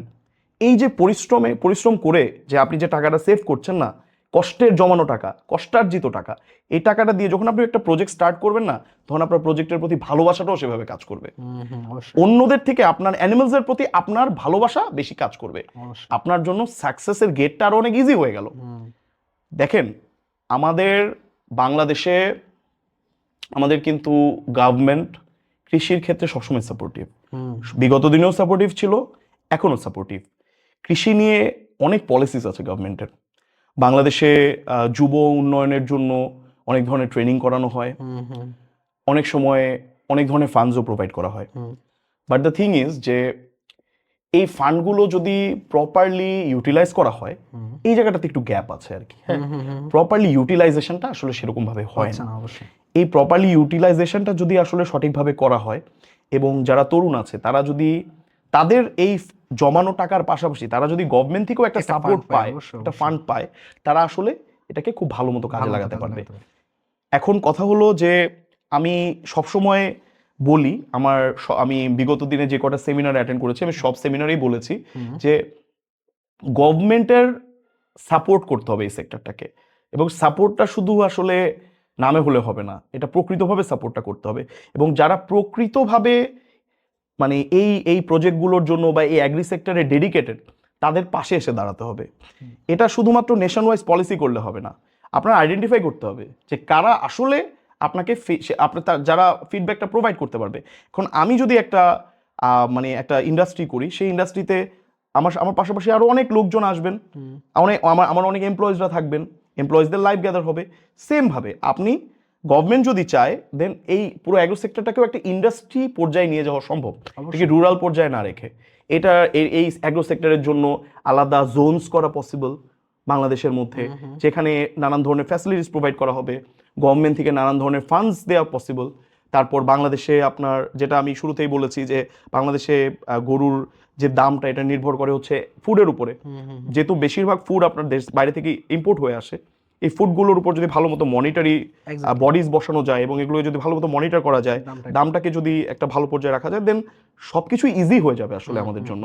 সো তরুণ যারা আছে, আমি বিলিভ করি, আমি যাদের সাথে কথা বলি বা অনেকেই আমাকে আমাকে কল দেন, আমার কাছ থেকে নানান সময় অনেক সময় কল দেন আমাকে, তারা আমাকে নানান ধরনের প্রশ্ন করেন, তাদের সাথে আমি অনেক কথা বলি। আমার কাছে মনে হয় যে তাদের মধ্যে উদ্যমটা আছে, অবশ্যই। তাদের একটা প্রপার গাইডলাইন দরকার এবং তাদের funding তাদের source ফান্ডিং সোর্স দরকার। এখন এই ফান্ডিং সোর্সটা আসলে গভর্নমেন্টেরই করতে হবে। যদি গভর্নমেন্ট এই সেক্টরটার দিকে তাকায়, আমার মনে হয় আমরা একটা রেভলিউশন করতে পারি এই সেক্টরটা নিয়ে। এবং বাংলাদেশ একটা সময় গিয়ে এই সেক্টরে, এই শুধু যদি গরু নিয়েই কথা বলি, এটা ভেরি মাচ পসিবল যে ফিউচারে বাংলাদেশ চাইলে এক্সপোর্ট করতে পারে গরু বাংলাদেশ অবশ্যই, থেকে, অবশ্যই। ঠিক আছে? It is very much possible, but সেই প্রপার ইনিশিয়েটিভস গুলো গভর্নমেন্ট থেকে নেওয়া খুব জরুরি আর কি। আমার কাছে এখানে একটা জিনিস এড করতে পারি আমি। সেটা হলো কি, এই কৃষি সেক্টরে আমাদের সবার সেটা হোক তরুণ, হোক বয়স্ক, প্রত্যেকেই দিন শেষে কৃষির সাথে কোনোভাবে কানেক্ট হওয়ার চেষ্টা করে। অনেক বড় ব্যবসায়ী আছে যাদের হাতে ওই পরিমাণ সময় নাই। হুম। আবার এখানে অনেক তরুণরা আছে যাদের হাতে ওই পরিমাণ টাকা নাই। যদি ২ টার সমন্বয় করা যেত, ওই ব্যবসায়ীগুলা একটা, যার আগ্রহ আছে তাকে টাকা দিচ্ছে, আর যেই ছেলেটার কাছে টাকা নাই সে ওখান থেকে সে সাপোর্টটা পাচ্ছে। এবং ২ জনই দিন শেষে লাভবান হচ্ছে এবং দেশও উপকৃত হচ্ছে। এই ২ টা যদি সমন্বয় কোনোভাবে, কারণ বাংলাদেশে অনেক বড়, বড় ব্যবসায়ী আছে যাদের কাছে অনেক টাকা আছে। কিন্তু তারা ওই টাকাগুলোকে ভালো জায়গায় ইউটিলাইজ করতে পারতেছে না। আবার এখানে অনেক তরুণরা আছে যারা কিন্তু ওই সুযোগগুলা পাচ্ছে না টাকার অভাবে। এই ২ টা যদি এটা অবশ্যই সরকারের ইনিশিয়েটিভ ছাড়া আসলে কোনোদিনও পসিবল না। এটা আসলে সরকারের উপর অনেক কিছু ডিপেন্ডেন্ট। যদি সরকার কোনোভাবে এটাকে কোলাবোরেট করতে পারে তাহলে এটা আমি আপনার সাথে অ্যাগ্রিড। দেখেন, বাংলাদেশে অনেকেই আছেন, যেমন আমি অনেককেই চিনি যারা হচ্ছে ফ্যাসিনেটেড, তারা এই ডেডিকেটেড, তারা চায় প্রজেক্টস করতে, তাদের টাকা আছে, তাদের ফিনান্সিয়াল ইস্যুস নেই, বাট তাদের লাইফে আলাদাভাবে একটা জায়গায় ডেডিকেট করবে সময় নেই। সেই সময়টা আসলে নেই। হুম। এখন কথা হলো, দেখেন বাংলাদেশে আসলে নানান ধরনের ইনসিডেন্টও তো ঘটে। দেখেন ফিনান্সিয়াল অনেক ধরনের সিচুয়েশন, ব্যাড সিচুয়েশনও প্রিভিয়াসলি হয়েছে। মানুষের মধ্যে একটা ভীতিও কাজ করে, চাইলেই কেউ কাউকে আসলে ইনভেস্টমেন্ট করার জন্য সাপোর্ট প্রোভাইড করতে পারে না। কিন্তু গভর্নমেন্ট যদি এখানে ইন্টারভিন করে এবং গভর্নমেন্ট যদি মাঝখানে একটা ব্রিজ হিসেবে কাজ করে, হয়তো আমার মনে হয় যে ফিউচারে আপনার যারা প্রাইভেট সেক্টরে আছে তারাও হয়তো এভাবে এগিয়ে আসবে। গভর্নমেন্ট চাইলে আলাদা ফান্ড ক্রিয়েট করতে পারে এই সেক্টরে ইনভেস্ট করার জন্য। যারা বিগ ইনভেস্টার্স আছে তারা তাদের জন্য হয়তো একটা সেক্টর এরকম ওপেন করতে পারে, যে চাইলে তারা এই ধরনের সেক্টরে ইনভেস্ট করতে পারে। জাস্ট লাইক ফর এক্সাম্পল আপনার লাইক প্রাইস বন্ডস, হ্যাঁ, প্রাইস বন্ডস বলেন, বা গভর্নমেন্টের যে ইনভেস্টমেন্টের ইনিশিয়েটিভসগুলো আছে, এই টাইপের ইনিশিয়েটিভসের মতো এগ্রিকালচারাল একটা ইনিশিয়েটিভ তৈরি করতে পারে, যে গভর্নমেন্ট প্রাইভেটসদের থেকে হয়তো এই ফান্ডগুলো কালেক্ট করে হয়তো এরকম খুঁজে বের করে এরকম যারা আপনার ইনিশিয়েটিভসগুলো নিতে পারবে, তাদেরকে যোগ্য লোক যারা আছে তাদেরকে দিবে, আবার তাদের কাছ থেকে সেটা কালেক্ট করে আবার তাদেরকে ইন রিটার্ন দিবে। এখন কেউ তো আর টাকা দিবে না উইদাউট রিটার্ন, তারা তো বিজনেসম্যান, তাদের তো বিজনেস করার, তাদের তো ultimately at the end of the day they need return. So এই জিনিসগুলো যদি প্রপারলি এনশিওর করা যায়, আমার মনে হয় যে ফিউচারে মানে প্রাইভেট সেক্টরে যারা আছেন তারাও হয়তো এই সেক্টরে আসতে পারেন আর কি, বাট গভর্নমেন্টের সেই বিষয়ে আসলে তৎপর হতে হবে, এটা হচ্ছে মোস্ট ইম্পর্টেন্ট। ভাই, আমরা একেবারে শেষের দিকে চলে আসছি। জি, জি। আমাদের অডিয়েন্সের জন্য, বিশেষ করে তরুণ উদ্যোক্তারা বিশেষ করে এই পডকাস্ট বা এই জিনিসটার প্রতি আগ্রহী থাকে, জি। তাদের উদ্দেশ্যে আপনি কি বলবেন একদম শেষ সময়ে এসে? আচ্ছা, আসলে আমি বরাবর যেটা বলি সেটা হলো যে এই সেক্টরটা ইজ নট সামওয়্যার যেখানে আপনি স্যুট অ্যান্ড টাই পরে যাবেন, বাট এটাকে ওই পর্যায়ে নিয়ে যাওয়া পসিবল যে আপনি স্যুট অ্যান্ড টাই পরেও যাবেন, ঠিক আছে? দেশের বাইরে হয়তো চলে গেছে, বাট আমরা এখনো পারি নাই। বাট আমাদের কিন্তু ড্রিম করতে হবে যে আমরা এক সময় এই সেক্টরটাকে ওই পর্যায়ে নিয়ে যেতে পারবো। সেটা কিন্তু আমাদেরই নিয়ে যেতে হবে, এবং এটার মূল দায়িত্ব কিন্তু তরুণদের উপরই। অবশ্যই। সো এই ড্রিমটা যদি তারা করে, তাহলেই তারা এই ড্রিমটা বাস্তবায়নের দিকে আগাতে পারবে আস্তে আস্তে। অবশ্যই। ছোট থেকেই শুরু করতে হবে। কখনোই এই জিনিসটা মাথায় নেওয়া যাবে না যে আমার কাছে অ্যাকচুয়াল ইনভেস্টমেন্ট নেই এই প্রজেক্টটা করার জন্য। অ্যাকচুয়াল ইনভেস্টমেন্ট বলতে কোনো জিনিসই হয় না। অবশ্যই। There is never enough. আপনি কখনোই একটা জিনিস মানে জিনিসের জন্য প্রপার ইনভেস্টমেন্ট গ্যাদার করতে পারবেন না, but somewhere you have to start. কোথাও না কোথাও আপনার শুরু করতে হবে। আপনি শুরু করেন, বাকি রাস্তা আপনি অটোমেটিকই খুঁজে পাবেন আপনার জার্নিতে। যখন আপনি নলেজ গ্যাদার করা শুরু করবেন না, তখন আপনার নলেজই আপনাকে রাস্তা দেখাবে। নেভার বি স্কেয়ার্ড যে আমার কাছে টাকা নেই।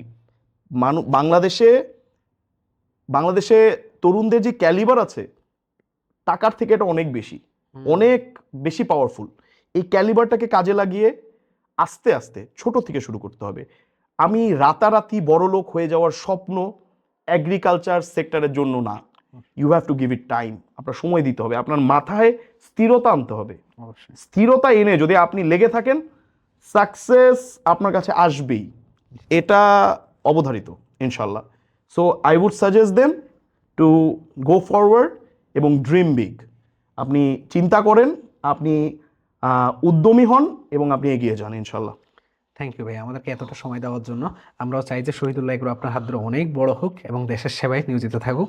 আর হলো যে অনেকটা সময় দিচ্ছেন ভাই আমাদেরকে, এবং আপনাকে পেয়ে আমরা অনেক অনেক বেশি আনন্দিত। থ্যাঙ্কস আ লট, আপনাদেরও অনেক ধন্যবাদ যে আপনারা এই ধরনের একটা শো করতে পেরেছেন যেখানে আসলে আমরা এতটা ওপেনলি কথা বলতে পারছি। আসলে মানে আমরা চাই, আমরা যে ড্রিমটা দেখেছি এই ড্রিমটা আসলে বাস্তবায়ন করার জন্য আমাদের প্ল্যাটফর্মস দরকার, এবং থ্যাঙ্কস টু দি অ্যাগ্রিকার শো যে তারা আসলে আমাদেরকে এই প্ল্যাটফর্মটা দিতে পেরেছে। আসলে আমরা যাতে আমাদের যেই আমার আমার অনেক কথা আছে যে কথাগুলো আসলে আজকে এখানে বলতে পেরেছি, আমার নিজের কাছেও খুব ভালো লাগছে, এবং আই এম রিয়েলি হ্যাপি যে আপনাদের মাধ্যমে আমি এই মেসেজগুলো হয়তো মানে লার্জার গ্রুপ অফ পিপলের কাছে পৌঁছে দিতে পেরেছি। Thank you, thanks a lot. Thank you so much. আসসালামু আলাইকুম।